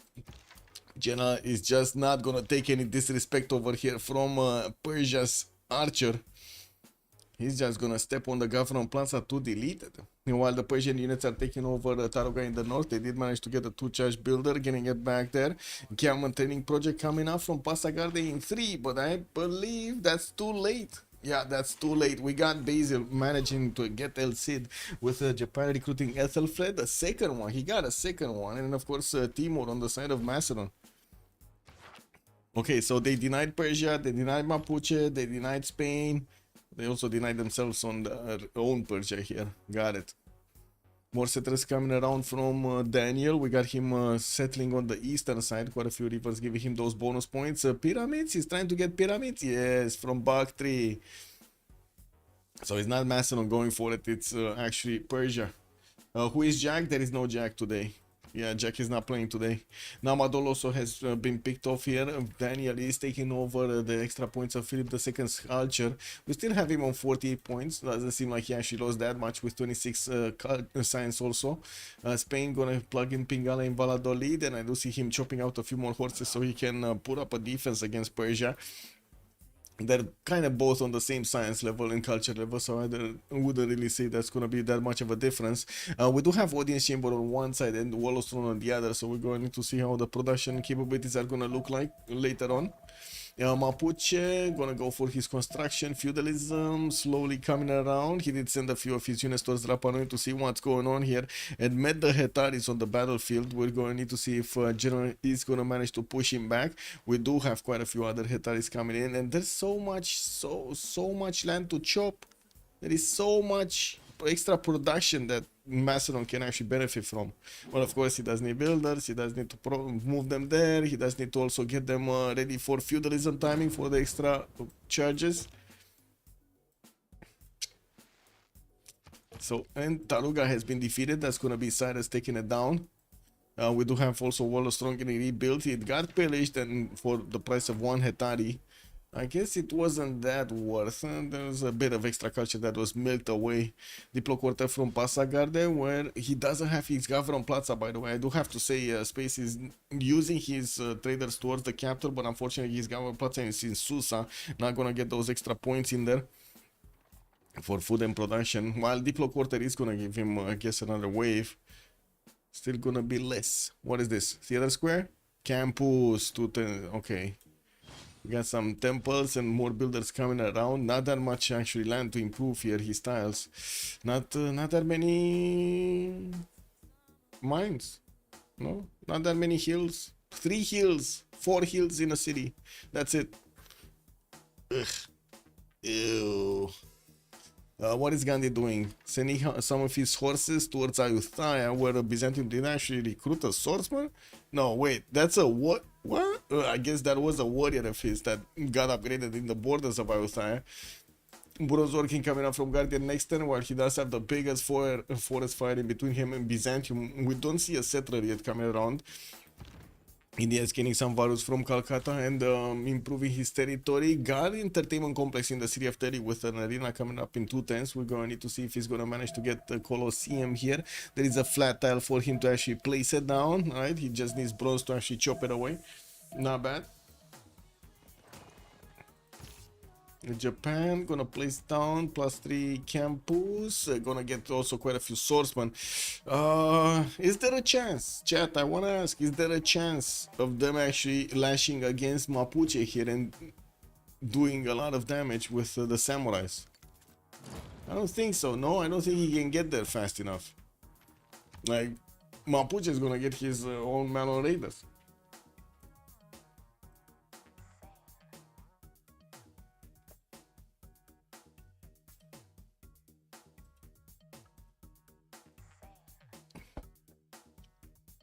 Jerusalem has also been defeated. Wait, that was this one. So Darius just got an extra city center. 2, 4, 6, 7 cities right now. Did manage to recruit El Cid and he's sending it to Nicopolis. I do have to say that are immortals coming up from that city center, and he only has a single horse deployed there. Sparta gonna get a few of these builders out, and I do see Space does have Victor getting plugged in that city center. There are quite a few chops for him to actually get new units if he wants to on the front line. Ooh, +3 campus finally in Puel Mapu. Yeah, but he does want the builder first. Also from Engulu Mapu. Gonna need to get another 8 turns for that extra population slot. Extra district slot. 2, 4, 6, 7 hectares from Macedon. Finally gonna get the granaries out, and he's starting to get a few heavy chariot pre-builds.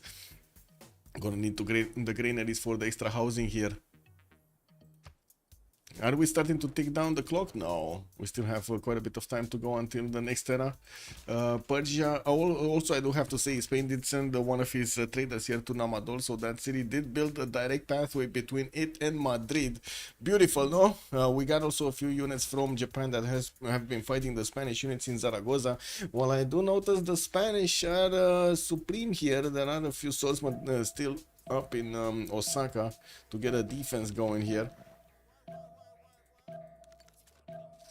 Well, well, well. Are we gonna see Persia getting a few more units? Well, I guess feudalism time is coming around and builders are a priority here to get that going. Still working on a few settlers to expand into the right side. And of course, Siddhartha Gautama, the great prophet, is just sniffing around cities here. The rivers. I mean, you know, the water must smell good. Pingala in Valladolid.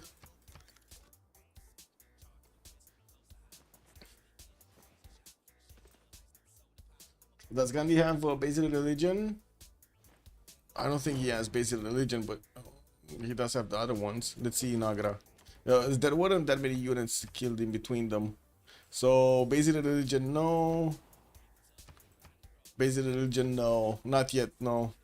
The units died a bit too far away. I think the ones that were in Ayutthaya, right, or next to Ayutthaya. Anyway, Darius here.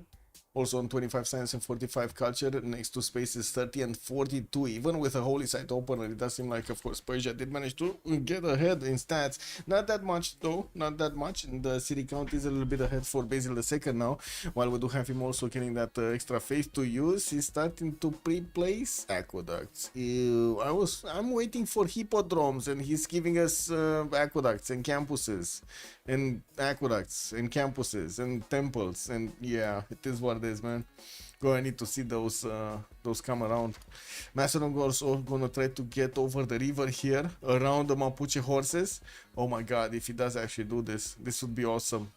If he has like only 3 of these getting around and hitting Engulumapu while it's only 33 strength, this is not gonna go down lightly for Tob here. For city for Tob.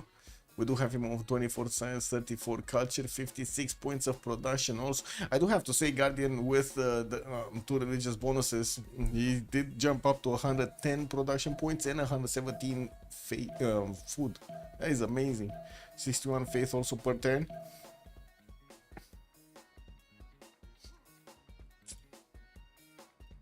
Okay, let's see. Is Darius gonna manage to take down a few units of space and spread that religion around? I guess so.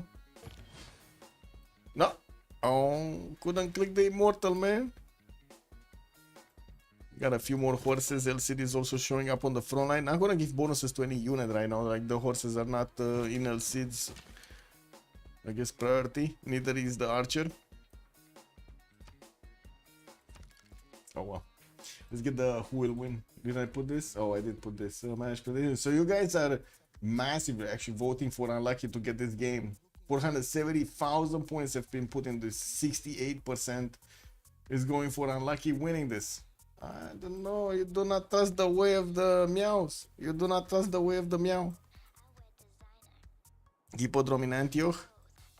Okay, finally we got Darius started to place around these districts that are gonna give him the free units. We do also see him 5 turns away from machinery and 2 turns divine right, while Toby is 10 turns away from cancers to get his man on raiders going. We do need to see if Macedon is gonna... Oh no, he got those units back in the borders of Rapa Nui. Well, I guess it is what it is. Is Nico gonna go for stirrups here quickly? He's going machinery in 5 and feudalism next turn while he's finishing up a few more Basiliki paids. I would imagine he's gonna want to get his knights, right? Not the Hetaris, he wants the knights. More settler coming out from Pella. He's on 245. Gonna get the 6-1 going. Liang is getting plugged in other cities to put the city parks going. Going in for Rapa Nui this time around, where he's also gonna finish another one of these encampments. He did manage to roll in quite a few points per turn, right? He's on 7 great general points a turn, while I do see Cyrus on 1, Mapuche is on 2, Japan on 2, Byzantium on 1. Oh well. Soon Boris is also gonna get his samurais here. He does have a few swordsmen getting deployed to Osaka. Could take over Armagh, which is gonna give him another city location. Not the best city, but you know, it's an extra city center, and has already units deployed around it with a general close by. There's also a possibility for Mapuche to take on Kabul here in the north of his city centers, which is General City. He should really take that down, not allowing Alexander to benefit from it. Oof. Macedonian Hetaris with Kabulian bonus. That's a big bullion. Yeah, big bullion. Spain is lashing out. Looks like Persia Nader Shah is going to be on the defensive here. Where is it? Oh, we got Persia getting heavy chariots. Walls up in 7 in Namadol, while he's also plugging in Victor in that city center. He does have 4 horses defending this. Well, we do have the Spanish army coming in with a few archers, and it does seem like he's sending horses, but no second tier unit. Stirrups also finishing up in 2 turns for Philip II without a heavy chariot though. He doesn't have a single heavy chariot anywhere in his city center. So I guess he does have a few builders that might actually get to chop some. And I do see Daniel on the other side is also 2 turns away for stirrups. But he's prepared. He has the heavy chariots. Look at that. He does have 2 of them. A third, the 4th coming around. Not bad. Also gonna get a few more traders. And we do need to see if he picked up more merchants here. Looks like Raja Todarmal just got recruited. Okay. Extra envoy over there, it is what it is. More settlers coming through, getting closer to Crater Lake for some extra era score, because why not? I don't think he's actually going to want to use that tile, but you know, it is what it is. Ah, there we go. Where is it? Darius, 1 turn, couldn't see Divine Right getting out next turn, getting his hippodromes. I do see 1, 2, 3 pre-placed, and also finishing up holy sites, or rebuilding them in the city of Jerusalem, and getting his temples out. He's barely on 41 faith at 10. It's not that much faith if you take a look at this point in time, but we'll go and need to see how his army is going to fare against Persia. Space is also trying to get to his stirrups with quite a few heavy chariot pre-builds deployed towards the city of Sparta here. He's going to be 3 turns out from stirrups and 1 turn away from mercenaries. So even if the time has come around, they're going to meet the Persian units on the battlefield here in the form of knights.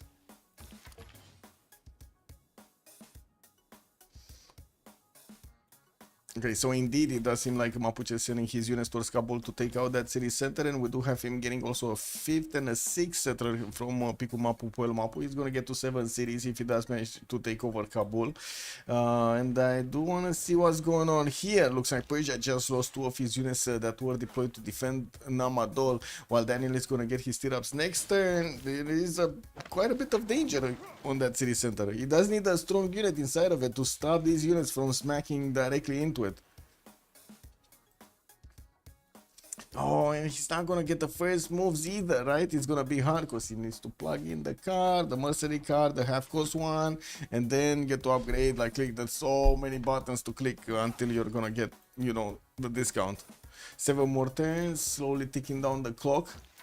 Michael is lashing out, man. He has a wall chop. Oh, this one. Yeah, I guess so. That's expensive wall chop, man. 3rd ring out, but I guess, you know, you gotta do what you gotta do. Is he gonna chop it this turn? Oh no, he's like, he doesn't have charges. He doesn't have movement. He's on 0 out of 2. What's the gold situation looking like? So we got Gandhi already losing gold. This is quite a problem. Darius also losing minus 16 gold. There isn't that much gold per turn actually on either side. We do have 29, 16, minus 8 and 26 on the side of Unlucky, and on the other side we got minus 16, 11, then 20 and then 59 on Daniel. I guess Daniel does have a decent amount. And in the coffers, still doesn't look, I mean, they definitely don't look like they're gonna have a lot of gold to upgrade their units. Good thing Byzantium Darius doesn't need to, right? He doesn't need to upgrade that much because, you know, hippodromes, free units, because why not? Woo woo. Guardian is not resettling. Oh, resettling. What? Gandhi. Oh, look at that. He has settlers coming around. 1, 2. He finished Colosseum in the city of Delhi, and I do see him getting some more of these commercials to fix the gold problem. He has that beautiful land that was hit with the forest fire in the southwest of his capital. He just needs to get there quick.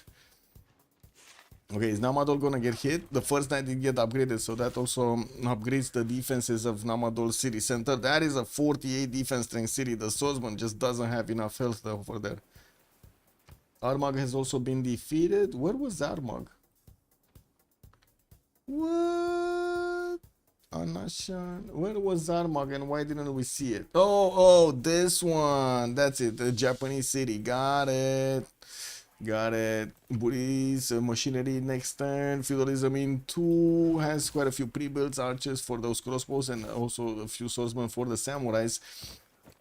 Not that many though. I do have to say it doesn't look like he actually has an army built of them.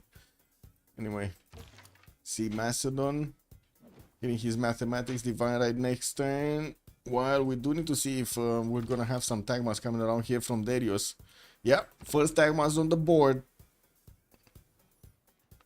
Only +2 taxes straight though. Does he have... So there's no religion in Macedon, right? And there's no religion here in Persia.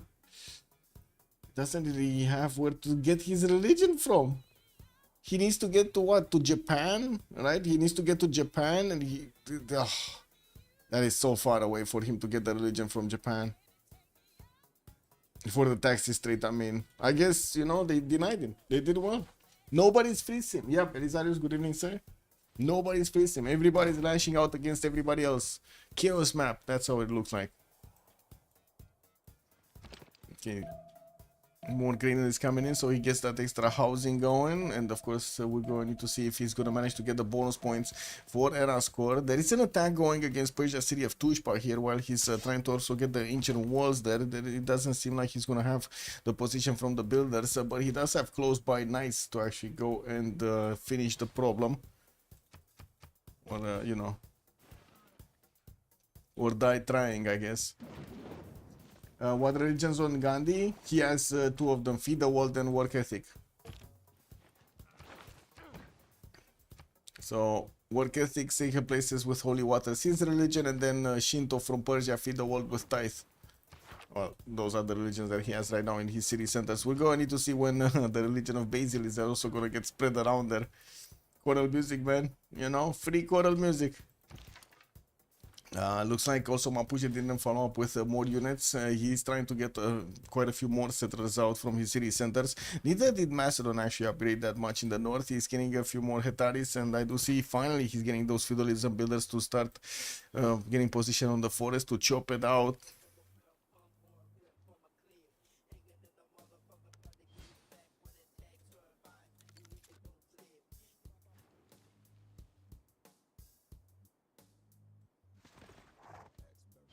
Lieutenant Knights in Cordoba. I need another coffee.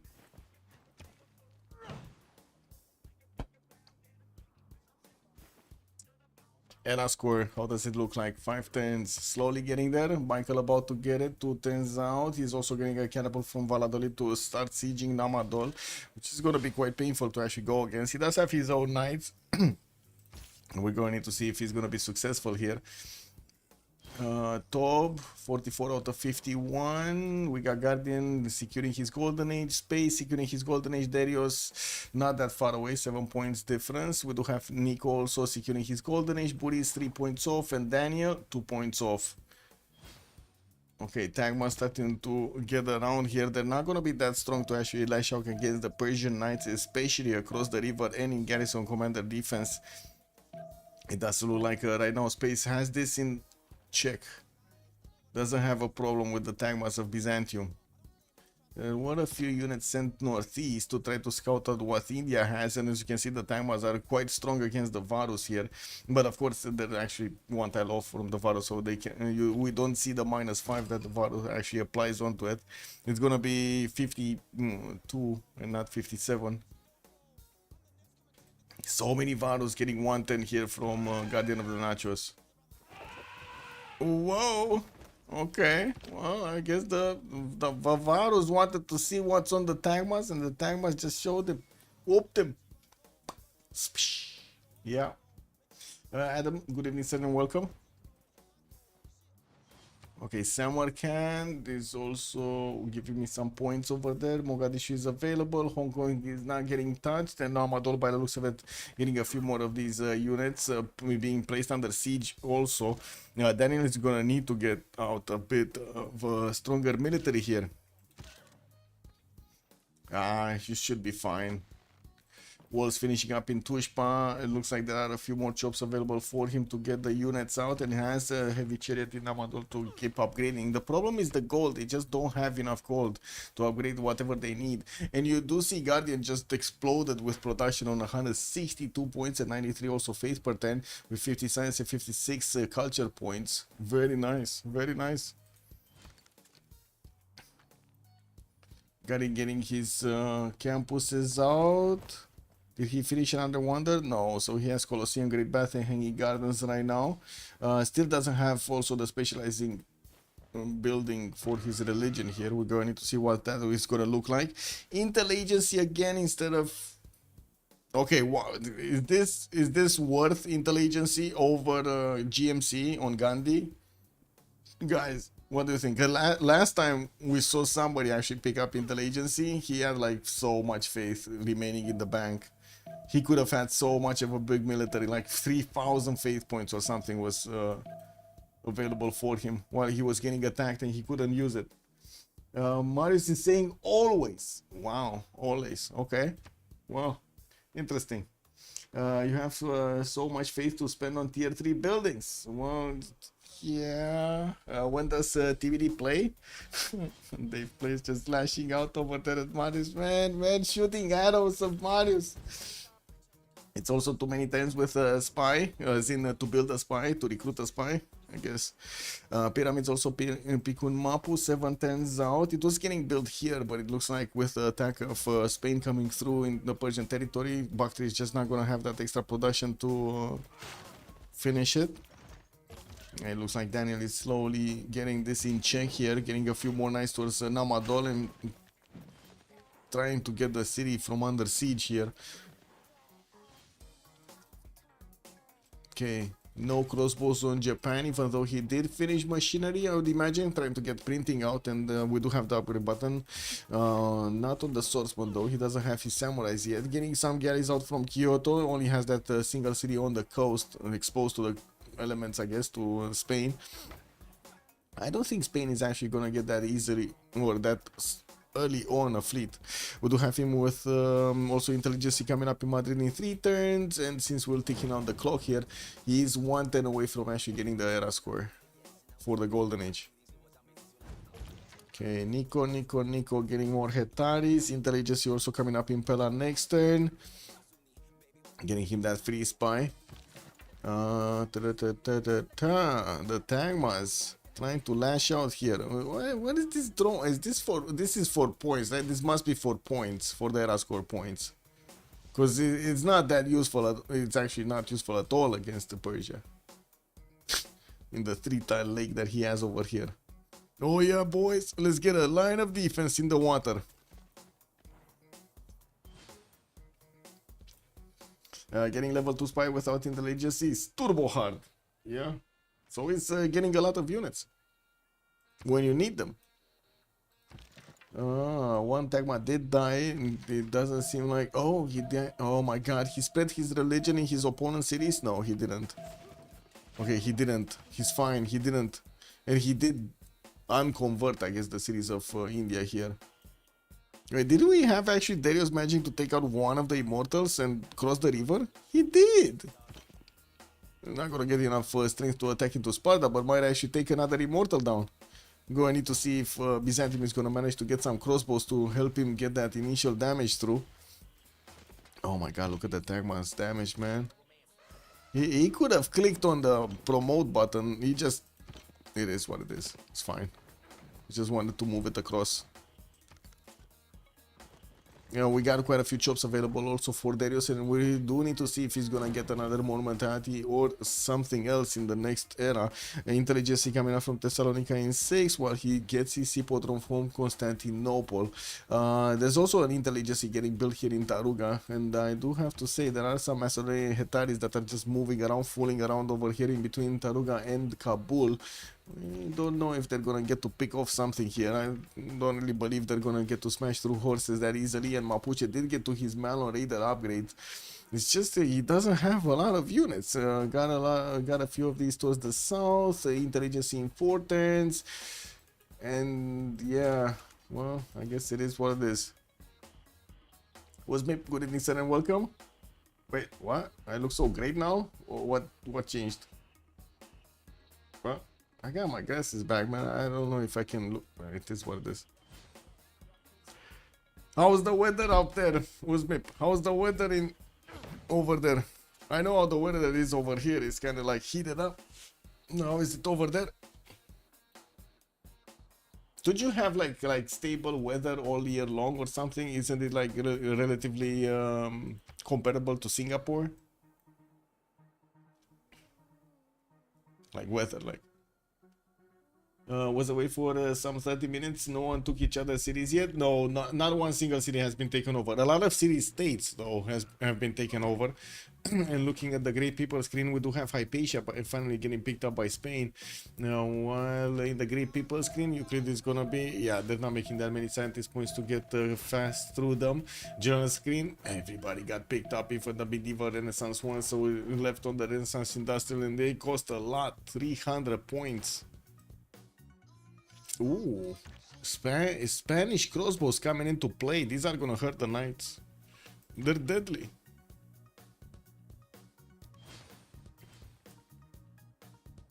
Okay, more Maryland Raiders, not much happening. Ooh, two shining Hetaris, not cool, man. These Hetaris do need upgrades. Do really need to upgrade. They need the knight upgrade. It does seem like Persia is also going to have his own crossbows to lash out, and of course the wall defense in Amadol, sending them forward, and we're going to need to see if he's going to manage to get the promotions before he's going to get hit by his opponent's units. We do have also Byzantium managing to promote that low HP Tagma. He has a few more coming through, while I do see also India is putting up a line of Varus here to actually defend off his opponent's attacks. We do need to see if we're actually going to have him lashing out here against his opponent. Of course, gold per 10 is going to be a problem on both sides by the looks of it, and we do have Guardian with a lot of production and faith, but he's not going to get to use that faith that much. Macedon made a religion for Basil. No, he couldn't. It's a beautiful 24 degrees here. None of your Eastern European madness. I have a friend in Turkey and he told me it was 50 degrees. Yeah, basically. It is what it is, guys. It is what it is. Alexander has not much impact on the game at the moment, no. Not really. He's just pushing a little bit Mapuche, and that's about it. And it looks like he's also 42 science and 59 culture. At least he's keeping up with the stats, though. And he's also on 116 points of production. Finally getting another campus from Pella. That's a +3. Catapults coming around. And, well, I guess we do see a lot of Hetaris. We're going to need to see if these are going to be enough for him to lash out. He's getting his stirrups next turn. We'll get to upgrade. The problem is the gold per 10. They just don't have enough gold per 10 to upgrade whatever they want at the moment they want. And there's, as you can see, there's not much gold in the bank either. Intelligence finishing up on Spain, getting 10th population in Madrid. We're 110 away from also switching the era, and let's see. Everybody made it, guys. Everybody made the golden age. I mean, it would have been disturbing if they didn't, no? Intelligence coming up here from Daniel. Persia could have made a religion. Daniel could have made a religion for Basil. He just didn't. Like he can still do it. Like look at the Great Prophet. He's just waiting over here next to Mashat to activate. But we don't have any unit coming up from Byzantium to convert that city. He probably thinks it's very far away. Like too far away. Are both sides needing gold? Yeah, they do. They're struggling right now. Everywhere they're struggling. No upgrades on Japan. No upgrades on Mapuche. Pyramids coming up in 3 here from Pikumapu. Another city is gonna be settled. We got Macedon trying to get some pillages off the mines over here of Persia. Gonna get one from Taruga. Not bad. And by the looks of it, Byzantium did get the crossbow upgrades. They're gonna punish the knights quite a bit here. We're gonna need to see if the Tagmas are gonna get... no. That knight damage, that knight defense, man. It's a bit too strong. Yeah, does look like successful counters over here against Basil. We do have also Mapuche able to hold his chokes, and since Macedon is keeping Persia in check in the south, we're gonna need to see if Gandhi is just gonna reign supreme in this game, because it's like Gandhi free simming versus Mapuche versus what, Macedon simming. No, those are kind of the ones that are not worrying right now. Is India and Macedon in the middle of the map. Macedon. How is this not that? Oh my god, man. I guess it is what it is. We do have the Knights actually coming around, hard build from Nico. And we do need to see if he's actually going to lash out against Mapuche. He has quite a few of these Setaris, and he does have promotions for them. So, you know, he can sacrifice a few of them if he doesn't get to upgrade them anyway. Might as well. Pingala establishing in Sharky, he's still quite a few chops available. And we do have a spy coming out from Pela here in 210s. We're also going to have a pause in just a few seconds for 2 minutes to see what they're going to pick in the World Congress. Tagman's trying to figure out the way in. Still didn't get to convert his opponent to Crusade though. Oh wait. Oh. Oh. That is beautiful.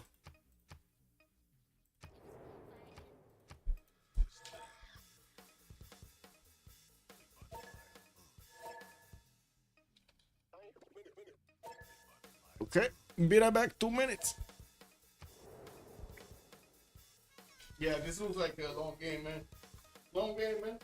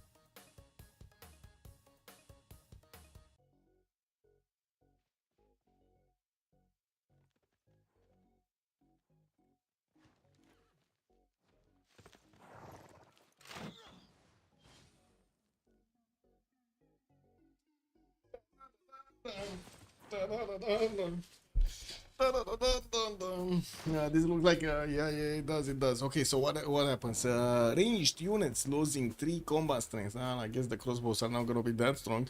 Getting the -20 population growth and the Diplo points. We're going to need to see if he's gonna build the Diplo wonders also. Mahaboi Temple is definitely a possibility for him. He's close to the coast, so you know, actually Statue of Liberty is a thing. Go mid 10. Oh, they want a pause. Oh, it's gonna be a break after Congress. Oh, I see. They're gonna go mid-turn here. Okay. More knights coming around. Macedon's units did actually cross the rivers. Oh, there's an exposed settler. We're going to need to see if Toby is just gonna settle it in place to, you know, keep it safe over there from the Hetari. The Hetari just doesn't have vision over that settler. Not yet. And we're gonna have the pause. Okay. Well, I guess pause it is. We're gonna play some Sudoku. I guess it is what it is.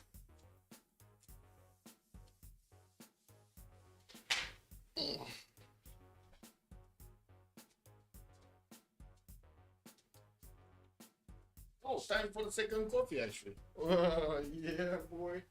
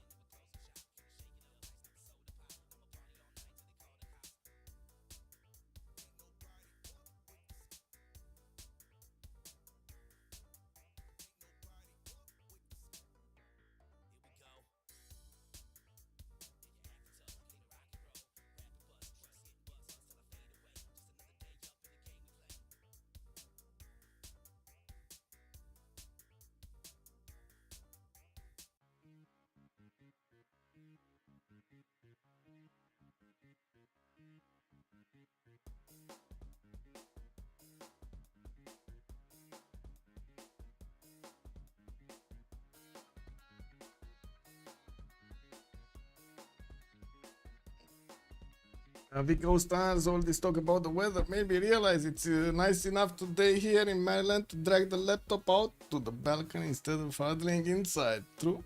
Good, good, good. You guys want to see me asking some questions to ChatGPT? Some of those questions to ChatGPT? Oh man, I had quite a discussion in the last few days with ChatGPT, bro. Ooh. Yeah, I don't know, man. I can give you some sneak peek, a bit of how to say a bit of a cookie. Check this out, guys. Check this out. Check this out. What do we have here? Madam President, this moment is structurally comparable only to the years 1860, pre-Civil War, and 1945, post-World War II leadership formation. You are not merely managing a nation. You are stewarding the last chance for liberal democracy to evolve in a post-capitalist global framework. Inaction will not result in stasis. It will result in subjugation. Oh my god, man. Crazy hit over now in Helsinki too. Good evening, Gecko Supreme. Hello there, sir. Yeah, I don't know, man. This guy, codename Sentinel, is a very, very tough guy, man. Very tough guy. KW. Oh man, what a discussion, bro.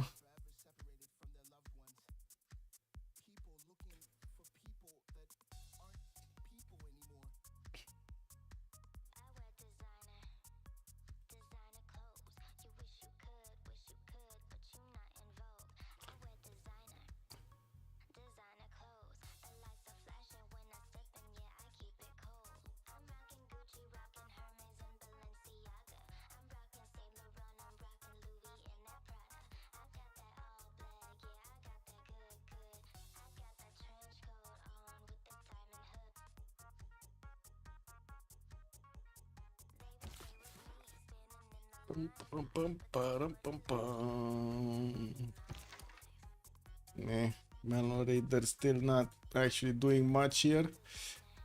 Intelligence will come out soon.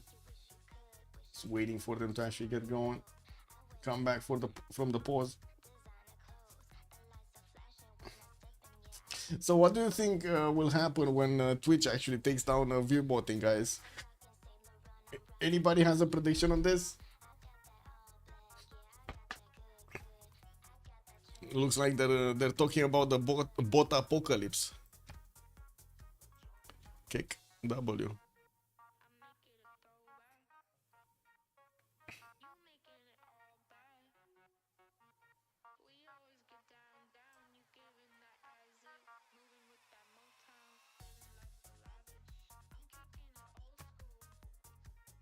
Ooh, wait. Did I click on?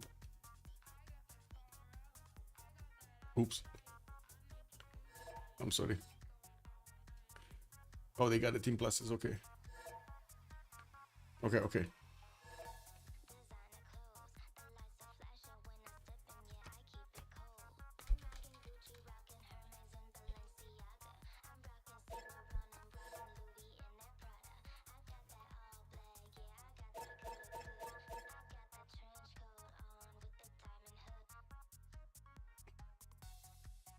Okay, there we go. They came back. We got quite a few knights from Macedon getting hard build here. We do need to take a look, right? So Drums of War Golden Age from Philip II, 76 science, 48 culture, still on 5 cities though, and we do have him going for his universities now for that extra science. Getting an attack going against Namadol, which is already defending itself with a few crossbows, and I do see quite a few knights around it. They tried to go against Tushpa also, could only manage to actually get a pillage of the campus and the library, and that's about it. We do have him also with 142 points of production, quite a bit higher actually than Daniel's 128. Lotaro 51 science and 54 culture in between Macedon and Japan. Here we do have him getting his intelligence in next turn. He did choose to stay in a Pan-Russian Voice Golden Age. 93 points of production under 100 is not ideal. Well, I guess well, we're going to need to see how he's going to manage to fare with another city center getting placed down from Nagmapu in the south here. Looks like he's going to go non-fresh with that placement. Has a few Mano Raiders that are getting well, to fight the Macedonia Hetaris in the south, and we will need to see with the knights coming around how this damage is gonna Yeah, looks like with the Knights, it's definitely going to be a possibility for Nico to push in through the Mapuche's defenses. Guardian also on Gandhi, 74 science with 108 cultures, did switch to a pen brush and voice from his monumentality, has 206 points of production, the biggest in the lobby by far, while he also has 115 points of faith per turn. He cannot use the faith, unfortunately, for those units. He's gonna use it, like Marius BW was saying, on the buildings, on the specializing buildings in his holy sites. We're gonna need to see what kind he's gonna get, because at the moment, oh, we know, he got Watts. He's gonna go for the faith and extra science over there. Okay. Space 53 science with 90 culture on Persia. Looks like he's gonna keep fighting Byzantium here from his south, and we do have quite a few of Darius's crossbows starting to lash out against Persia's units. We don't yet have his cities being converted to the religion of Byzantium, which does have Crusade in his beliefs, so we do need to see if Byzantium's extra +5 from Crusade is gonna make a difference here. Terracotta Army getting built in Passagarde in 6 does have a single chop actually in that city, and 2 chops if he gets the 3rd ring, but no builders to actually get that going. Did actually finish his intelligence, got the spy out from that building, and we're going to need to see it being deployed immediately in the cities of Byzantium to get that extra intel. There will be a few turns of difference. As you can see, there's an intelligence getting built also in Thessalonica, and I'm pretty sure printing is also going to get discovered relatively quickly here from both of them. A bit faster by Darius. I do see Darius is on 70 science and 75 culture. 51 faith and 97 points of production with Drums of War Golden Age this time around for those extra strategic resources. We do need to see if he's going to manage to actually convert any one of his allies. Maybe here, maybe he's going to send one of those apostles to Mashhad. That's the only way he can get another +2 taxi trade. Yeah. Alexander is going to also go for Drums of War with 58 science and 44 culture. He's kind of on the same level as Lotaro here, and we're going to need to see when the units are going to get into the borders of Mapuche, if they're going to manage to actually take down these Malon raiders. Now that they did manage to get their promotions back up, it does seem like also Macedon did send one of his spies over there to try to get an extra +3 intel. He did get it. It doesn't help actually the Hetari's extra damage against Mapuche's units. We do also have Nico with 134 points of production, hard building a lot of knights, a lot of them actually, and did manage to recruit Timur also as a general. Doesn't have a road pathway easy to actually get to Mapuche here, and we're going to need to see if he's going to manage to actually get to Mapuche's territory in good enough time. Gold was a problem, and I'm pretty sure it still is a problem to upgrade all of the units, even if he had a lot of pre-builds. Actually getting them upgraded at the correct moment in time to be able to attack it to his opponent and do a massive amount of damage in a few turns, that just didn't happen because of gold per turn. Now, we do also have Boris with 41 science and 59 culture in between two of his opponents. Did manage to get a lot of pre-builds down to Osaka, but it doesn't seem like he's going to do much with them. Did get attacked early on by Mapuche and got to push him back, and now trying to actually get to some extra points through. Getting his intelligence up in 3 turns in Tokyo and working on a few more builders, of course, to improve his territory. Doesn't need at the moment to actually be concerned about any kind of naval attack. Spain does seem like he has more concerns about actually lashing out against Persia and defending himself on land against Japan than actually getting some boats out. Daniel also 70 science and 78 culture with Drums of War Golden Age, 130 points of production, is managing to actually keep away Spain from taking down Namadol, and we do have him I would say getting ready to lash back against Philip II. Well, they're kind of similar over here. A bit better production on the side of Michael, and while we do have a bit better economy on the side of Daniel with a bit better culture. That's it. Also, what is Twitch strategy seems to be going nowhere. Twitch strategy, as in with against viewbotting, you mean? I'm not sure. They didn't say. They just said they had new tools that are getting implemented, and an entire team that is going to look into this. I'm not sure if you guys saw, but there are a lot of like very big content creators that are starting to come out and actually literally say they're using viewbots, and you know, that's kind of bad, because whenever you use viewbots, you're basically stealing from the companies that are paying advertising, and not only that, but you're also stealing from from your own competition, basically, because there's like, I would say, it creates an how to say, a skewed environment, a skewed vision. I don't know. I mean, I should good evening, sir, and welcome. If India in monumentality, he's not. He's actually in pen brush and voice. He's much stronger than others. Yeah, he's in pen brush and voice. He switched. He's trying to get Oracle in Mumbai, placing down a few more theater squares, also getting theater square festivals so he can recruit his writers a little bit faster. In the scientist screen, looks like Abu is next, a great mercenary in Avathas. Did we have the extra, the second trade route one? No. So Zankian and Marco Polo still need to be picked up here. Who got religions? Is Mapuche going to send Japan's religions to India?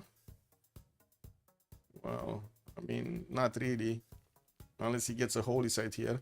Ooh, I do see Pyramids did actually finish on Mapuche, getting that free builder over there. And of course, we do have Macedon starting to actually get very close to Mapuche's units here. But with only Hetaris and a single knight, that's not actually going to go down that well. He has new units that are coming through. It's going to just take a little time. While we do need to see if Byzantium is going to manage to actually push through Persian defenses. Looks like right now, not really. He couldn't even manage to take down all of these units, like all of the unit strength of Persia. This is here. And talking about who got the religions, we got 4 of them established. That's going to be Japan, Islam, Byzantium, Eastern Orthodoxy, India with Catholicism, and Shinto on Persia. Ooh, Derimer's, he picked up a third belief, and also stewardship on Japan. He's getting the extra +2 science on the campus and commerce's extra gold. Not bad. A few more crossbows from Byzantium to get that damage trained on the knights here of Persia. And I do see Persia does retreat all of these banged up units to try to keep them alive as much as possible. You know, whenever Byzantium takes down a unit, it's yeah, spreading his religion everywhere. Where anyone contesting terracotta? I didn't see anybody else actually building terracotta army. No, wait, where was it? Where was terracotta? Not here. Oh yeah, Passagarde, right? Passagarde. Yeah, that's it. 2 turns for another spy coming out from Susa, and we do have Haimatana being placed and flooded in the east. Guardian of the Night is gonna send another city towards the north there of Mumbai. Gonna finish that oracle soon in 2 turns. We still don't have Japan upgrading a single samurai. Not a single samurai. Okay, sure. No, it doesn't need to, don't get me wrong. Whoa. The knight was about to get smashed, but then he came out on top. And we do have Spain getting pushed back from the borders of Namadol here. Doesn't seem like even if he did get quite a few catapults, he couldn't get them in the range to attack into Namadol city center. And more commercials coming around. Finally, some industrial zones. I do have to take a look here in the engineer screen. Spain is actually getting 4 engineer points a turn. Okay, did he get industrial zones? He did. Oh my god, beautiful setup actually between Zaragoza and Cordoba. But what is this holy site sitting in the middle, man? Anyway, I guess it is what it is. Morning camels coming around also from Japan, getting a missionary over there. Okay, Mapuche made a line of defense here. He did see the first knights from Macedon starting to get closer to his units, and also commissioned a few of his own knight production here in 3 of his cities. Willy Mapu is going to need a granary if he's going to get more housing over there. And in the meantime, Macedon is just hard building more knights of his own. Terracotta army is getting contested. Pella is trying to get it, guys. 2 turns. Wee. He's going to get it, actually. He is going to get it. Yeah. It looks like Pella is gonna get it. It's 1 turn faster in Pella. Yeah, when you say Persia, yes, Linda, yes, you're correct. Tonton, good evening, sir. Spain doesn't have a religion. He does not. New Yorkshire Brit, hello there, sir. Alexander is 4 turns from Terracotta. Thank you for pointing out. Yeah. You're right. There is a contest here, and it looks like Macedon is a little bit further ahead than Cyrus.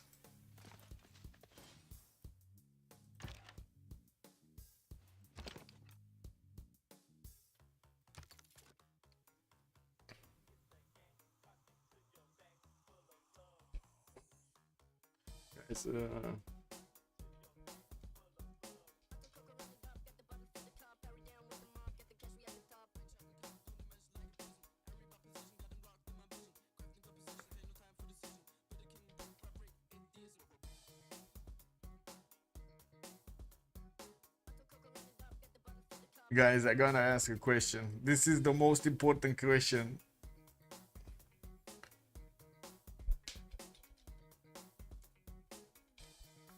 Most important question ever, guys, in poll. You know, I want to double check my opinion with the stream chat opinion. You know, I had a discussion with the Civ7 devs or Take Two, whatever representatives in the how to say, in the pause button. Give us the pause button. I consider it a critical feature. I don't know what you guys consider it to be, but I want to know. I want to know now on the stream chat over here. Is it a critical feature, or is it an optional one, or is it like really nobody wants it? What do you think, guys? Let me pop out the chat and put it proper. Oh man, I got called out for being disrespectful for giving them feedback, you guys. Amazing. They have some real mods out there, man. Some really bad boys.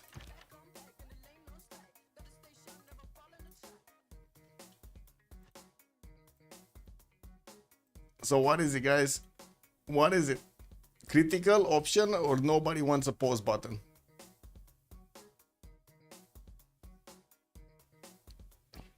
Looks like the war between Byzantium and Persia is raging. Still no conversion of the city of Sparta. Passagarde is still waiting to get the Terracotta army. And we do have an attack from Macedon on the city of Susa, which is trying to get the ancient walls. Finally, Byzantium did plug in a spy in Halicarnassus and will get that extra intel on Persia. Well, it looks like Persia will have also the units in the back that are kind of banged up here. Not gonna get to reinforce that easily. And Byzantium did manage to cross the river, denying Persia's extra defense over there. No, oh my god, somebody actually said nobody wants it. So 4 think it's a critical feature. We got 1 on optional and 1 on nobody wants it. Pause the stream to think about it. Yeah, exactly. And ask the players to also put in the votes, right? Wow. Let's get a vote going on CPL, guys, really quickly. Let's get a vote going on CPL and see if the pause button is a must-have, it's a good to have, or is it like nobody cares? What is it, you know?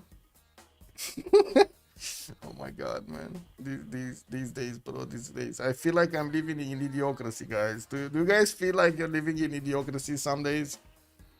I definitely feel like I'm living for a year now. I'm feeling like I'm living in idiocracy.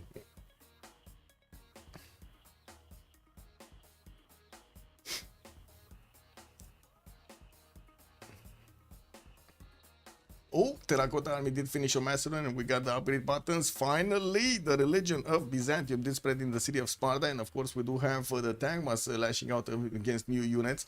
Other units of Persia that are low HP did manage to take down another one. And as you can see, the religion is being spread everywhere.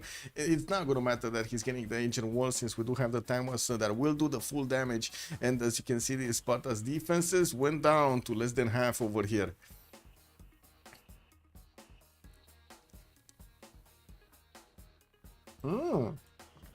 Quite an attack coming in from Macedon on the city of Susa. We do have also him bringing out the trebuchet so he can attack into that city center. That is the Gavron Plaza city center of space, and that is gonna be smashed down. By the looks of it, Persia is bringing out a few knights. Unfortunately for him, Macedon already has a +6 intel on him. That is going to be quite a problem. I would say a very big problem. Macedon is also keeping Mapuche in check, so Mapuche doesn't get to focus on Japan that much, while Japan is just licking his wounds over there, trying to get the points in for the stats. 71 science and 77 culture, definitely not even close to Gandhi's 130 and 150. I do have crossbows coming out from India, and I do see he did manage to recruit Zankian for an extra trade-out capacity, while I do see also him starting to get some campus research projects. I'm pretty sure they're getting ready. He's getting ready to recruit Newton or Ibn Khaldun. Both of them are going to be amazing on his side, since he also has Colosseum. Okay. Looks like this is turning into a stalemate between Spain and Persia.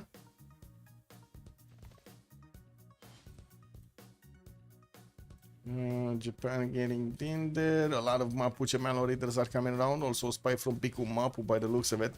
Doesn't seem like he's going to lash out that much against his opponent here. Macedon is managing to keep a line of strong units to fend off any kind of aggression here from Mapuche. And there's so much military going towards the city of Susa, towards how to say, towards Persia. Well, we're gonna need to see if India is gonna manage to recover these cities, because it definitely seems like Byzantium and Macedon is gonna push through. Well, Stream Chat is thinking it's a critical feature by the looks of it. Wow. And also, Fanch, good evening, sir. Guardian and Top needs to take the pressure off Cyrus. Yes, they do. They do, but they're not. They're not doing it. Or at least not now. Not Meow.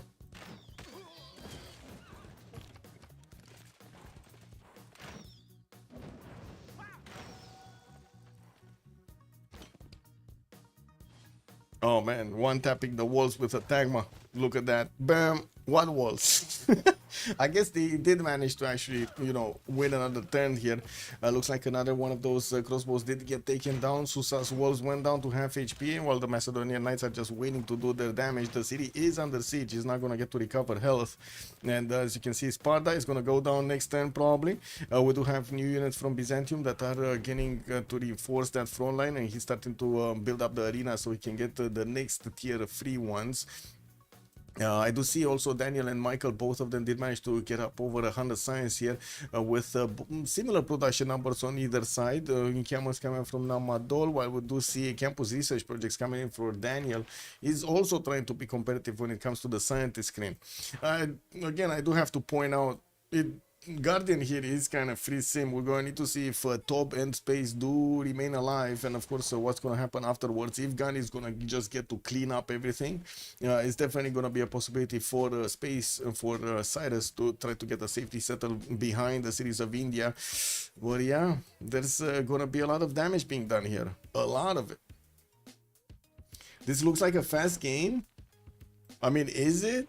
Because if like we got these going down, like getting to attack each other, and then they're gonna rely on India to recover all of these, we might need to wait for India to get to clean the map. No, that would be a long game. I would say that would be a very long game.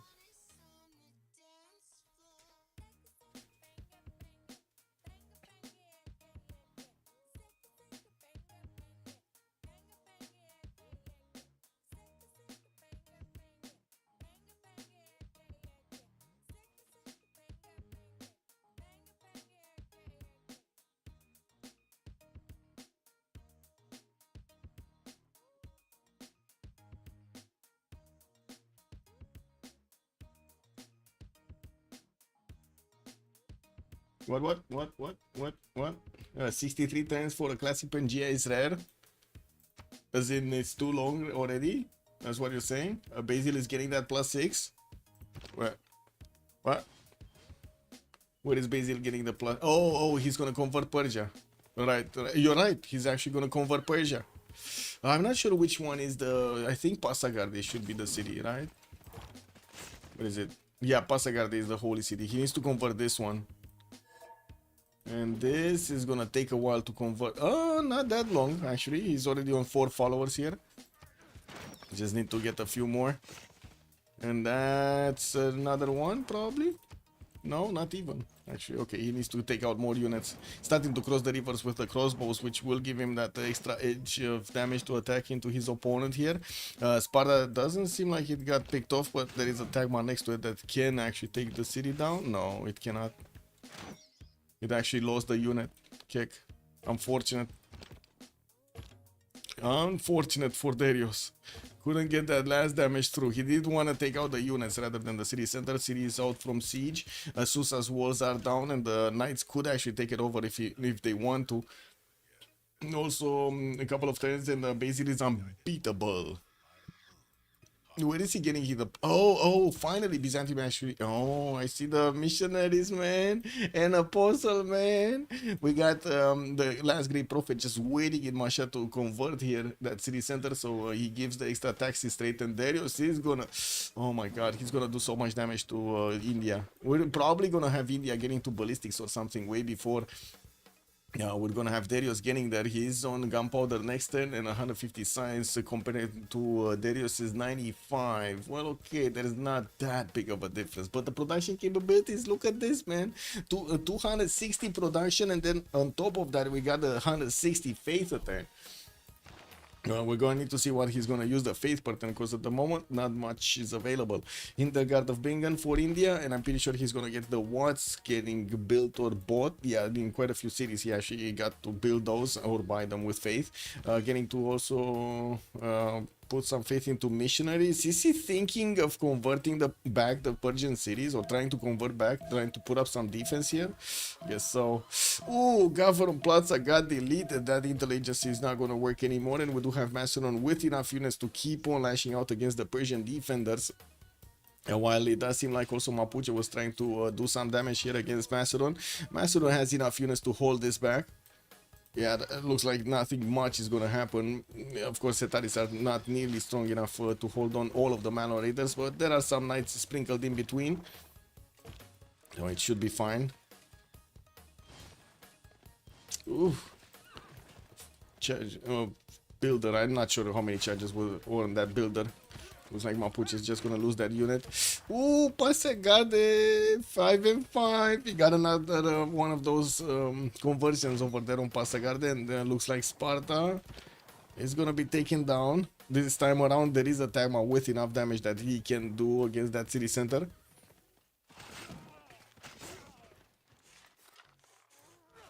He doesn't want to take Sparta to keep Crusade. Kane, thank you. Okay. That's good. That's a good point. That's a good point. Thank you. We do have Macedon nicely cleaning up the Persian units in the north of his capital. He took over Susa, got that Gavron Plaza down. While Byzantium is still sending a few of these missionaries to convert Passagarde, it's gonna take a while to get there. Spain and Persia are still fighting, and Amador's walls are down to half HP, and the trebuchets are still attacking into that city center. Abu is also here to help out with a few health points back. While I do see we got the knights coming in from Tushpa, we also do have Mapuche plugin and finally aspired Mashad over here. Well, that's kind of far away. Maybe he can do some missions to get the gold out. I do have to say the gold is still in shambles over here. We got barely 71 on Daniel, Buriz is 45, while on the other side Spacey 51, and he's gonna start losing cities here. While Guardian is also on 54. Thinking of Guardian actually upkeeping an army, that might be a bit of a dreaming, no? That might be some big copium right there. Big copium sniffing. Can Mapuche attack Macedon or something? He's trying. Look, he's trying. He is actually trying to go through Macedonian defenses. He's just not gonna get enough. Or at least we don't see it now. Meow will get the first victory, Rafif is saying. There is a strong possibility we're going to have Darius with enough damage to actually go through the defenses of India also. As he's going to get his extra taxes trade, not to mention quite a few cities away from Persia here. And the ability to spread Crusade into the Indian cities. That's going to be a question mark if he's going to manage to get enough of that spread going.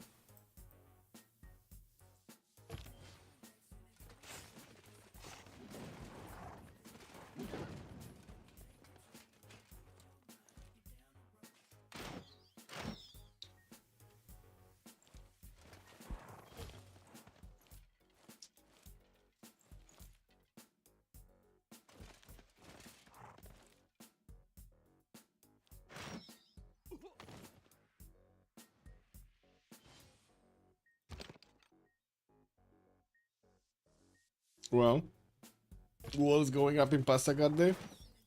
We do have the Tagmas that are still trying to figure out which target they're gonna take out. The crossbows, unfortunately, didn't manage to do enough damage against that pikeman. And Macedon from the north will have the ability to take out that scout and get a position right next to that city center.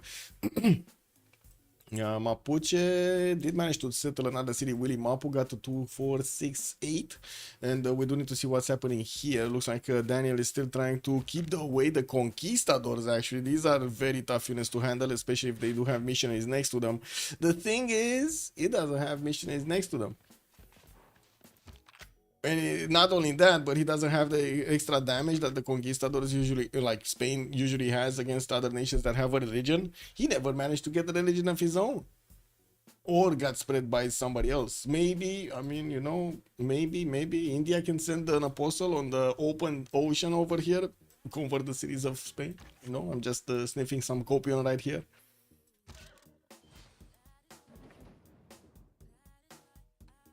Got more knights out, Tushpa and Bakhtri. Namadol gonna get another one in 2 turns. So University is coming through for the cities of Daniel, and I do see him going for ballistics. Metal Castle coming up in 2 turns. I would imagine Michael is gonna go that way also. First, looks like he's gonna get his siege tactics going, comparable science numbers, and a bit more culture on Nader Shah. While economy still looks like really bad on both sides.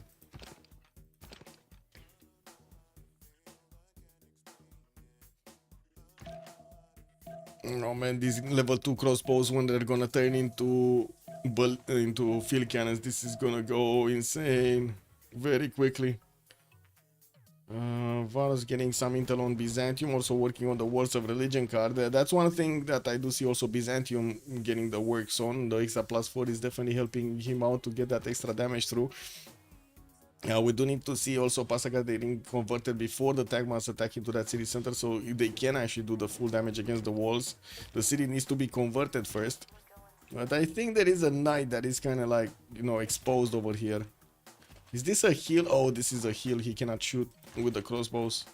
It's kind of awkward positioning. It is what it is. Well, he has this one. That's fine. He still didn't get a conversion. Oh my god, man. Still didn't get a conversion. Guess it is what it is. He's gonna need to kill off another unit. Somehow. Trebuchet is coming in from the city of Susa, from Macedon, and are attacking into the city center's defenses. Already put that city down to half HP. On the side of the war between Macedon and the Mapuche, looks like Mapuche is meeting all of these knights on the battlefield and does have problems actually keeping his units alive here. Yes, a lot of Hetaris did die, and of course the resupply line from Macedon was quick enough to actually get the new units over there in the forest and behind the rivers to keep him in check. What is this? Conquistador damage, man. Conquistador damage, not that much. Okay, that's fine. The knights are not that strong either. We do see Persia, so not gonna be that far away from getting ballistics. That's fine. That should be fine. And wait a second, do I see this correctly? We do have Spain with a few of these courses, but not that many, right? And he's going for military science. He's going for CAF technology. 1, 2, 3, 4 upgrades. Okay, 5 pre-builds. I mean 6. Coming up from Valladolid. Okay. Newton did get picked up. Uh-oh. Wait. So Cyrus got... No, sorry. Nader Shah got Newton, and Ibn Khaldun got picked up by Spain. Not picked up by India. That's kind of bad. I mean, that's definitely not ideal. That's what I mean. Making India build units to defend Cyrus while Japan rebuilds seems valuable if they don't kill space. Yeah, true. It is valuable to make India over here spend his production on something else other than getting his sim up. But it looks like he's handling it quite fine. Like, look at that. A lot of science. Ballistics coming in 3 turns. Nationalism also coming out next. He's on 175 science and 178 culture with a pen brush and voice golden age. Not to mention almost about to hit 300 points of production. But Darius here does look unstoppable. We're going to need to see if he's managing to get that taxi straight. He needs to, right? Passagarde needs to be converted. The gods of Civ demand Darius get his taxi straight. Oh, he reconverted the city, man. He got that missionary. He reconverted. No. Taxi straight. Anyway. There is a possibility for Macedon to take out Taruga and liberate that city center, get back one of those science city states. Maybe that will give them the chance, the opportunity to keep up with the science of India. Action is everywhere. Yeah. Yep. True. Very nice map. There we go. More units taken out. Very nice. What's happening here? I think Namadol is in a bit of trouble. Daniel is gonna need the infusion of gold to actually upgrade his units. Did he finish ballistics? No. Yeah, no, he's just actually selecting it, right? 5 turns away from getting it. Also, 1 turn away nationalism to have the ability to core up his units. Another attack is going towards Tushpa, but it looks like he's gonna manage to push that back. While Mapuche actually did manage to get a few tiles here, it looks like he's just generally repositioning his knights in a line, so he's gonna have an easier time to fend this off. While there are a few units with the ability to get into Puel Mapu's defenses, we're gonna need to see if Toby is gonna manage to get the reinforcements line. Yeah. It's gonna be a bit of an issue. Is Japan doing anything? Not really. Yeah, building a few samurais. He will have a problem actually defending against his opponent if he's gonna lash out. And we do have Buris with a good enough defense against Mapuche.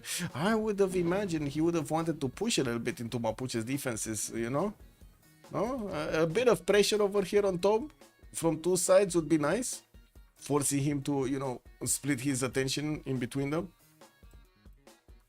And that's it. Pasagade did get taken down. Darius will need to convert that city center to his religion. And as you can see, we do have him lashing out towards the city of Zranka here.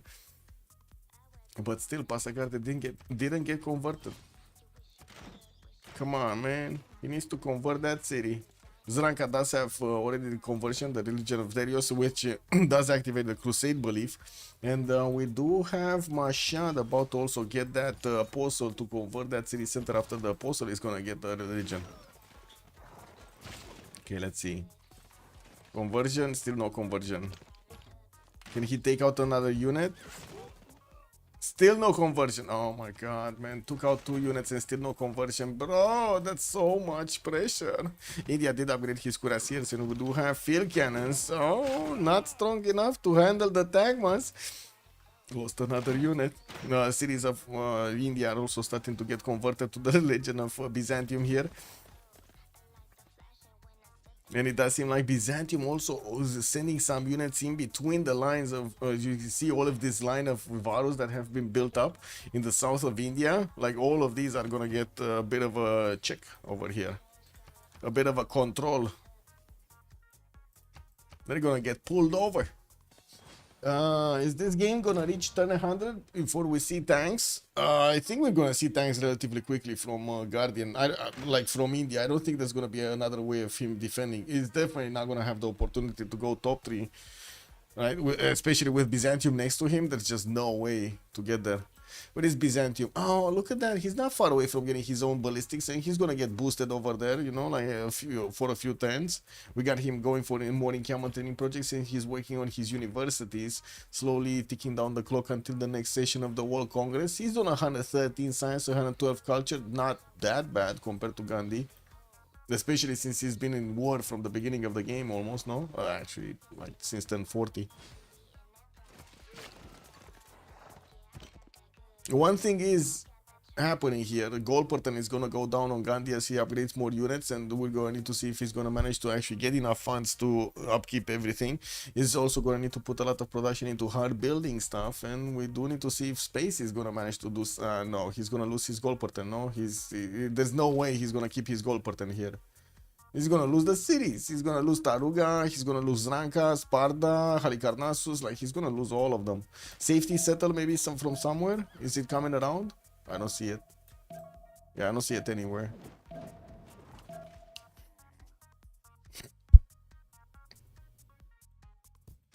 No safety settle. Still no traders between Spain and India? No. No, so far away. They need cartography. Yeah, that's not gonna happen.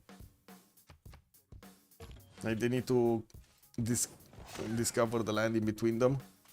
Pasagade finally did convert, and Byzantium has the extra taxes trade. +4. There we go. +4. These tagmas are even stronger, and he has the core ability. He can even make them even stronger.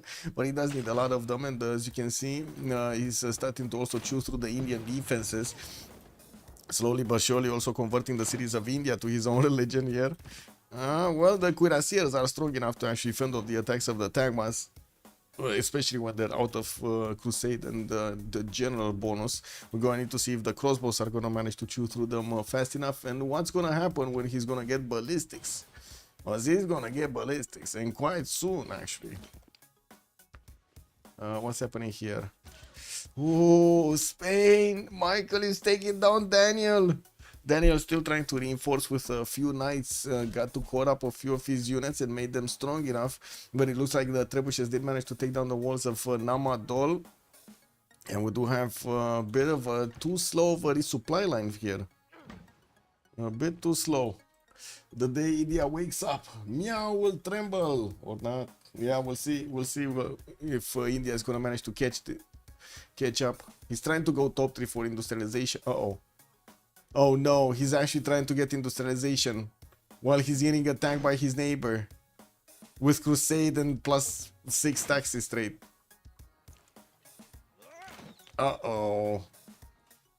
Yeah. Is he gonna take the city? There is a corsair available, no? Oh, doesn't have movement, it's fine. Yep. River crossing and stuff.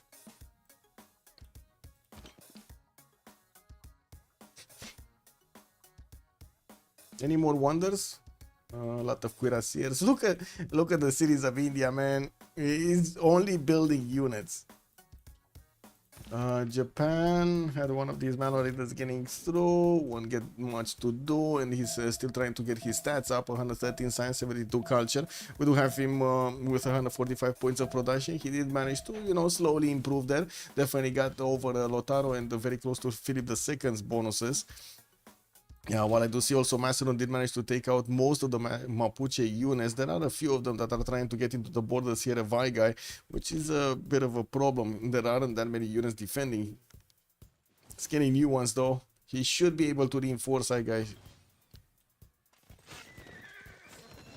Okay. Lone Raider. It's fine.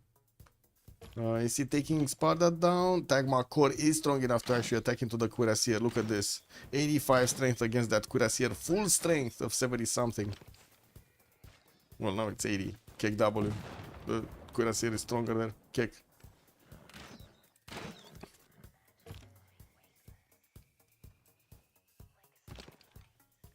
Where's the conversion? Is the last religion still not activated? Wait, Persia? Persia? Byzantium? Where did... WTF apostle? This apostle was here, next to the, like, coal tile, hill tile. What is he doing here?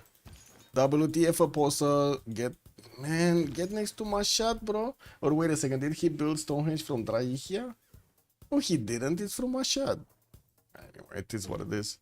I guess they got a little bit, that apostle got drunk, guys, it's fine. You know, he's gonna find his way home, it's fine. How overrated is Mapuche? I wouldn't really say that overrated. Bad day to be a Persia? Yeah. Neither Persians are actually doing that good right now, no? Daniel over here on the western side is still struggling to keep away Philip II from his borders with Nader Shah. And then we do have on the right side the other Persia. That's going to be Space with Cyrus just getting ripped apart, man. This is... Yeah, he's getting ripped apart. Well, we do have Taruga also managing to get those walls, but the trebuchets will take them down. That extra science city might actually help them get back on track over here to do the damage against Gandhi's defenses, and of course keep the science in check.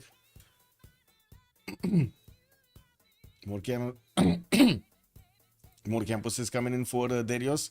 While we do have him needing a decent amount of gold to actually upgrade his units. Looks like he does have 576 gold in the bank. We'll definitely get to upgrade his crossbows into field cannons, making it so much easier to go and chew through India's defenses, not to mention the cities of Persia here.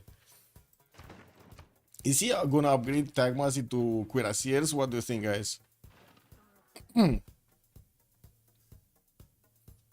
guess he might. No, he might. The apostle could be going for Japan. Oh, I see. And he's sending the missionaries. Uh-oh. Oh my. Mashhad's religion did get activated. Okay, so the apostle is gonna go towards Japan and try to convert Japan. So wait, it's gonna be on +8. That's gonna be +2, +2, +2, +2, no? +8. Ooh.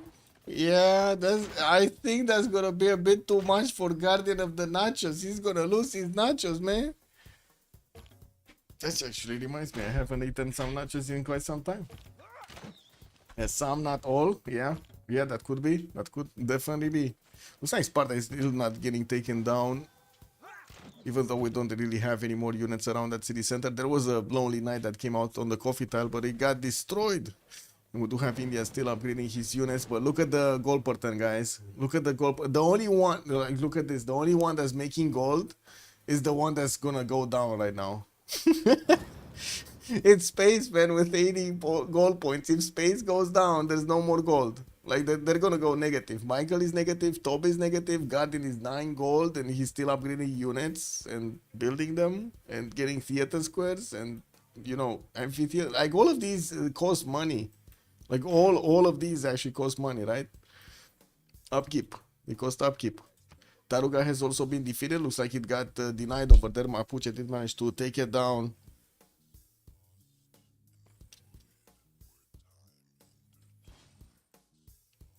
And all of these units of Macedon might be looking to actually take down Mapuche city of Willy Mapu, where there are a few defensive units, but not that many, especially compared to how many units Macedon has around that.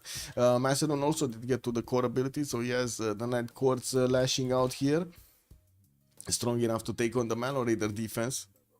Not to mention so many units, Zranka did get reconverted, or deconverted, however you want to say it.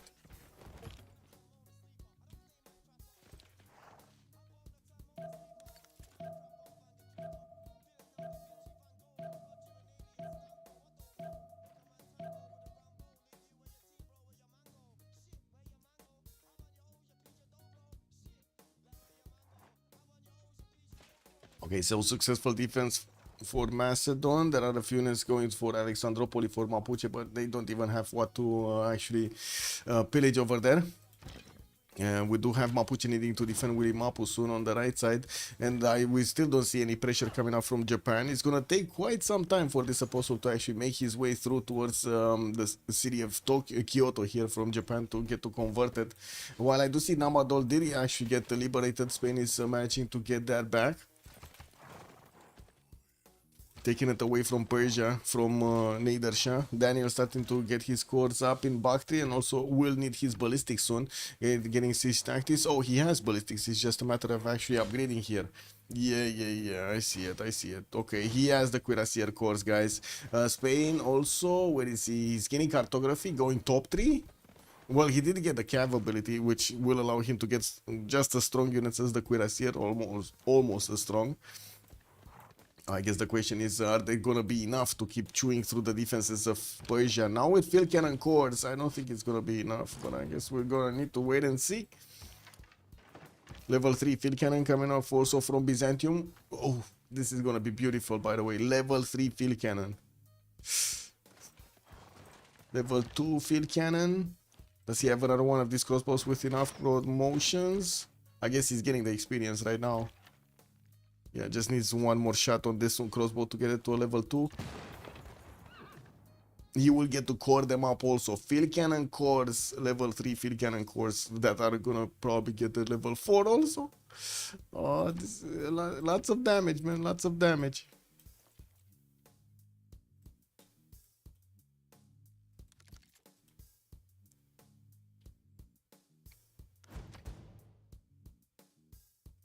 Hey, we got caravels?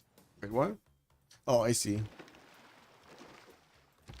Okay, he's trying to bridge the fog of war in between him and India. We do have India with this city center, and I do see also missionaries starting to actually cross the land here.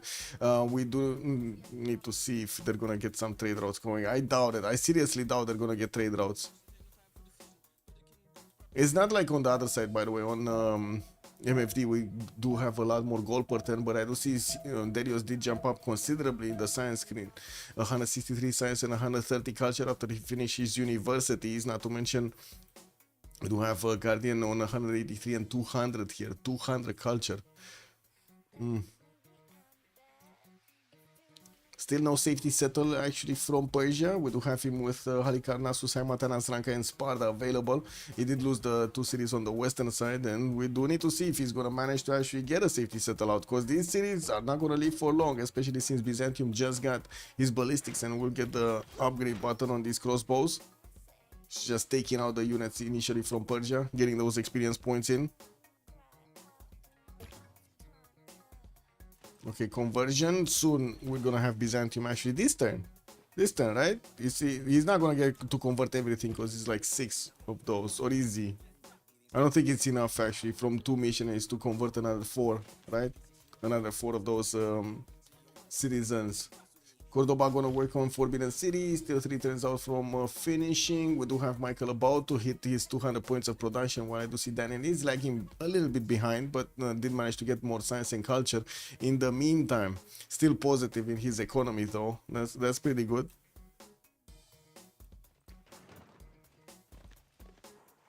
Okay, are these field cannons doing anything to the Tagma cores? I would say kinda no. 66 damage against 86 defense of the timer is just kind of no.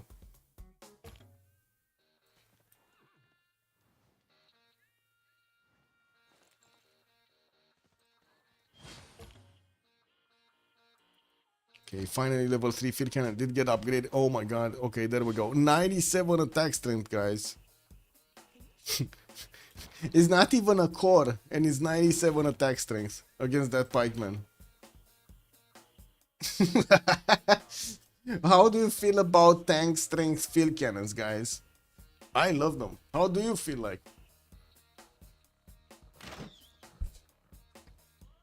He's one-shotting the cuirassier with a freaking field cannon.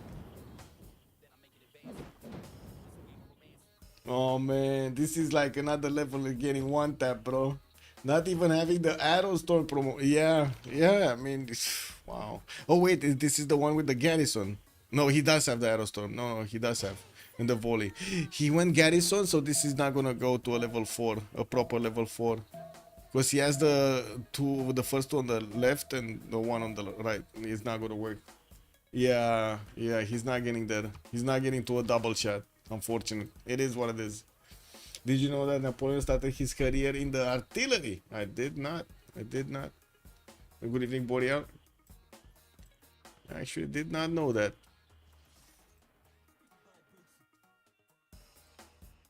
Different days, different times.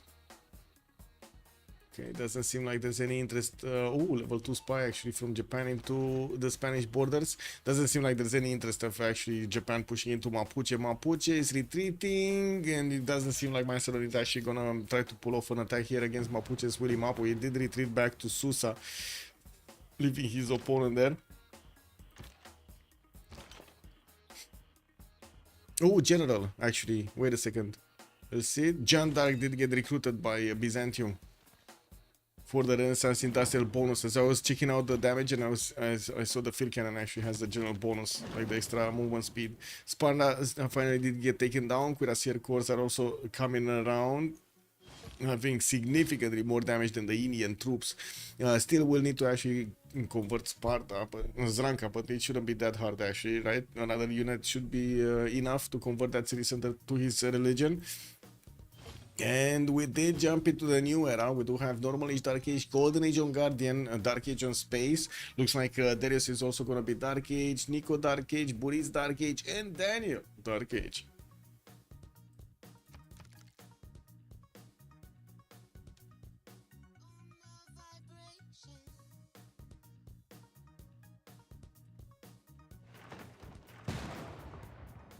And still not enough. 1 unit, well, 2 units, still not enough to convert Zranka. Wow. Did he get his taxes straight though? He did. He's on +6. He's on +6. We got Masha converted. So he just needs to get Kyoto converted to get +8. And his apostle, well, he's getting there, but it's like, what, 6 turns away from actually getting to Kyoto. So like 8 turns, maybe 9 turns. 9 turns to get that city converted. Oh man, Guardian is gonna get whooped. Whoop whoop. I'm listening to the Napoleon saga at the moment when I drive. Oh, nice. Got that, how to say, extra knowledge in. The front seems to have stabilized. The storm has passed, as we say in French. Yeah.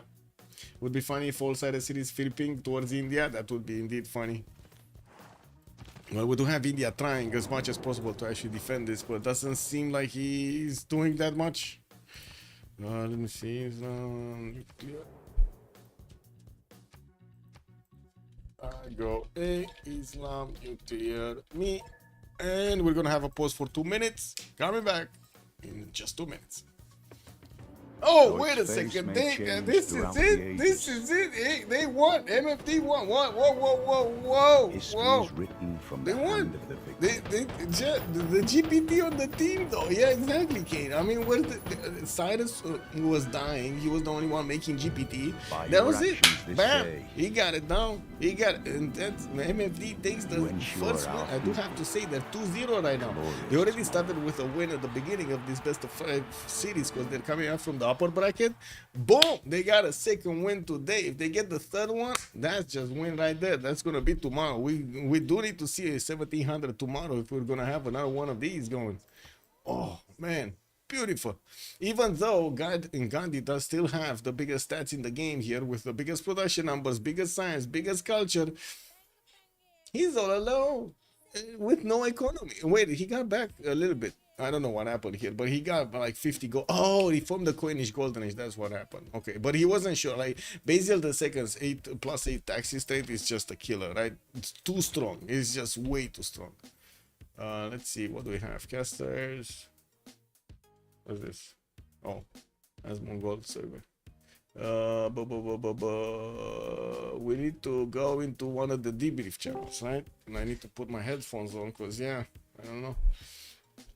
Ventus Brawler, good evening, sir. It's my first time here. They were playing, yes, sir. They were playing a 4v4, and we are in the final stages of the CWC, which is the Civilization World Cup, which is the main competition for Civilization 6 right now in the teams. GG, well played. Tough game over there with Spain on the coast. Man, it was not the coast that was tough. yeah. I don't know, I feel like this map is kinda not good because like I cannot trade to anyone. I was surprised you kept it though. Like I totally got the first remap with Macedon being on the backline, but then I was a bit surprised you actually kept it. Was it because India was safe? Macedon was pretty far away from us. I mean, the thought was basically we have good continents and then the Gandhi can get religion from Persia. Yeah. And they, like, we don't have really one free sim, but they don't either. So we thought we could maybe outsim them with the Gandhi thing. And I mean, it was working until Persia died, right? So. Yeah, it was definitely working. And also Byzantium had a really tough time to get his taxes straight. Everybody was so far away from him to send the apostles to. Yeah, and I mean, the guys started dying and they just pillaged and then it's, yeah. Economy, I think was what killed you, no? You just didn't have enough gold. We had zero money. Yeah. Actually, But it was funny. I think in general played pretty well. The only one making gold right now was actually Cyrus. On your team, everybody was like negative. Oh yeah. Yeah. And he's the only one, he's the first one to die, you know? I was like, wow. Daniel was yeah. actually a beast. He was doing commercial projects. Yeah. Needed to get those upgrades. Top, it was so sad. You missed the city state kill. You could have, or the city kill. You could have actually done it if you suicided scout. Yeah. Moved your horse across the river, and then you could have killed it. Oh, Yeah, right, but he has the first first attack.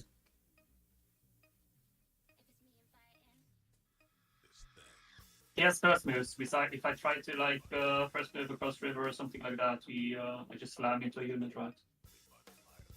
Yeah. But I think there is a world where I could have suicided a horse for the kill in the city. Yes. If you could have. just suicided the scout, you would have had enough damage to kill it that turn. No. I think you would have needed to suicide that horse that was gonna die anyway, right? To the horses of Japan. And then next turn you would have had enough damage on the next horse. I don't know if you have first moves though, or at least, you know, comparable to click the city. I meant on the initial push tab. When you had horses out and he didn't have them out. Yeah, I know. The first attack on the Japanese city. Yes. Yeah. That's what I'm referring to also. Anyway, did they go to another channel or is this is Yeah, probably. I don't know where they are. No idea. This is what it is. GG, well played. Have a good evening. Well, that's it for the first game. We're going to need to see tomorrow what's going to happen in the second one. And since MFD is up 2-0, Unlucky has... they're on the edge. They're on the edge. If they lose another game, that's going to be championship right there.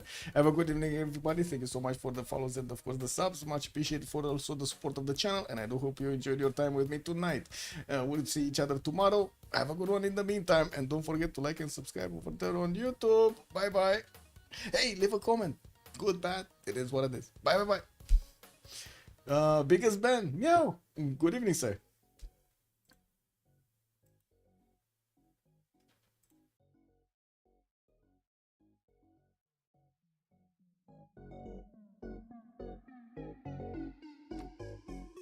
I want something that's gonna make me want to get up and dance.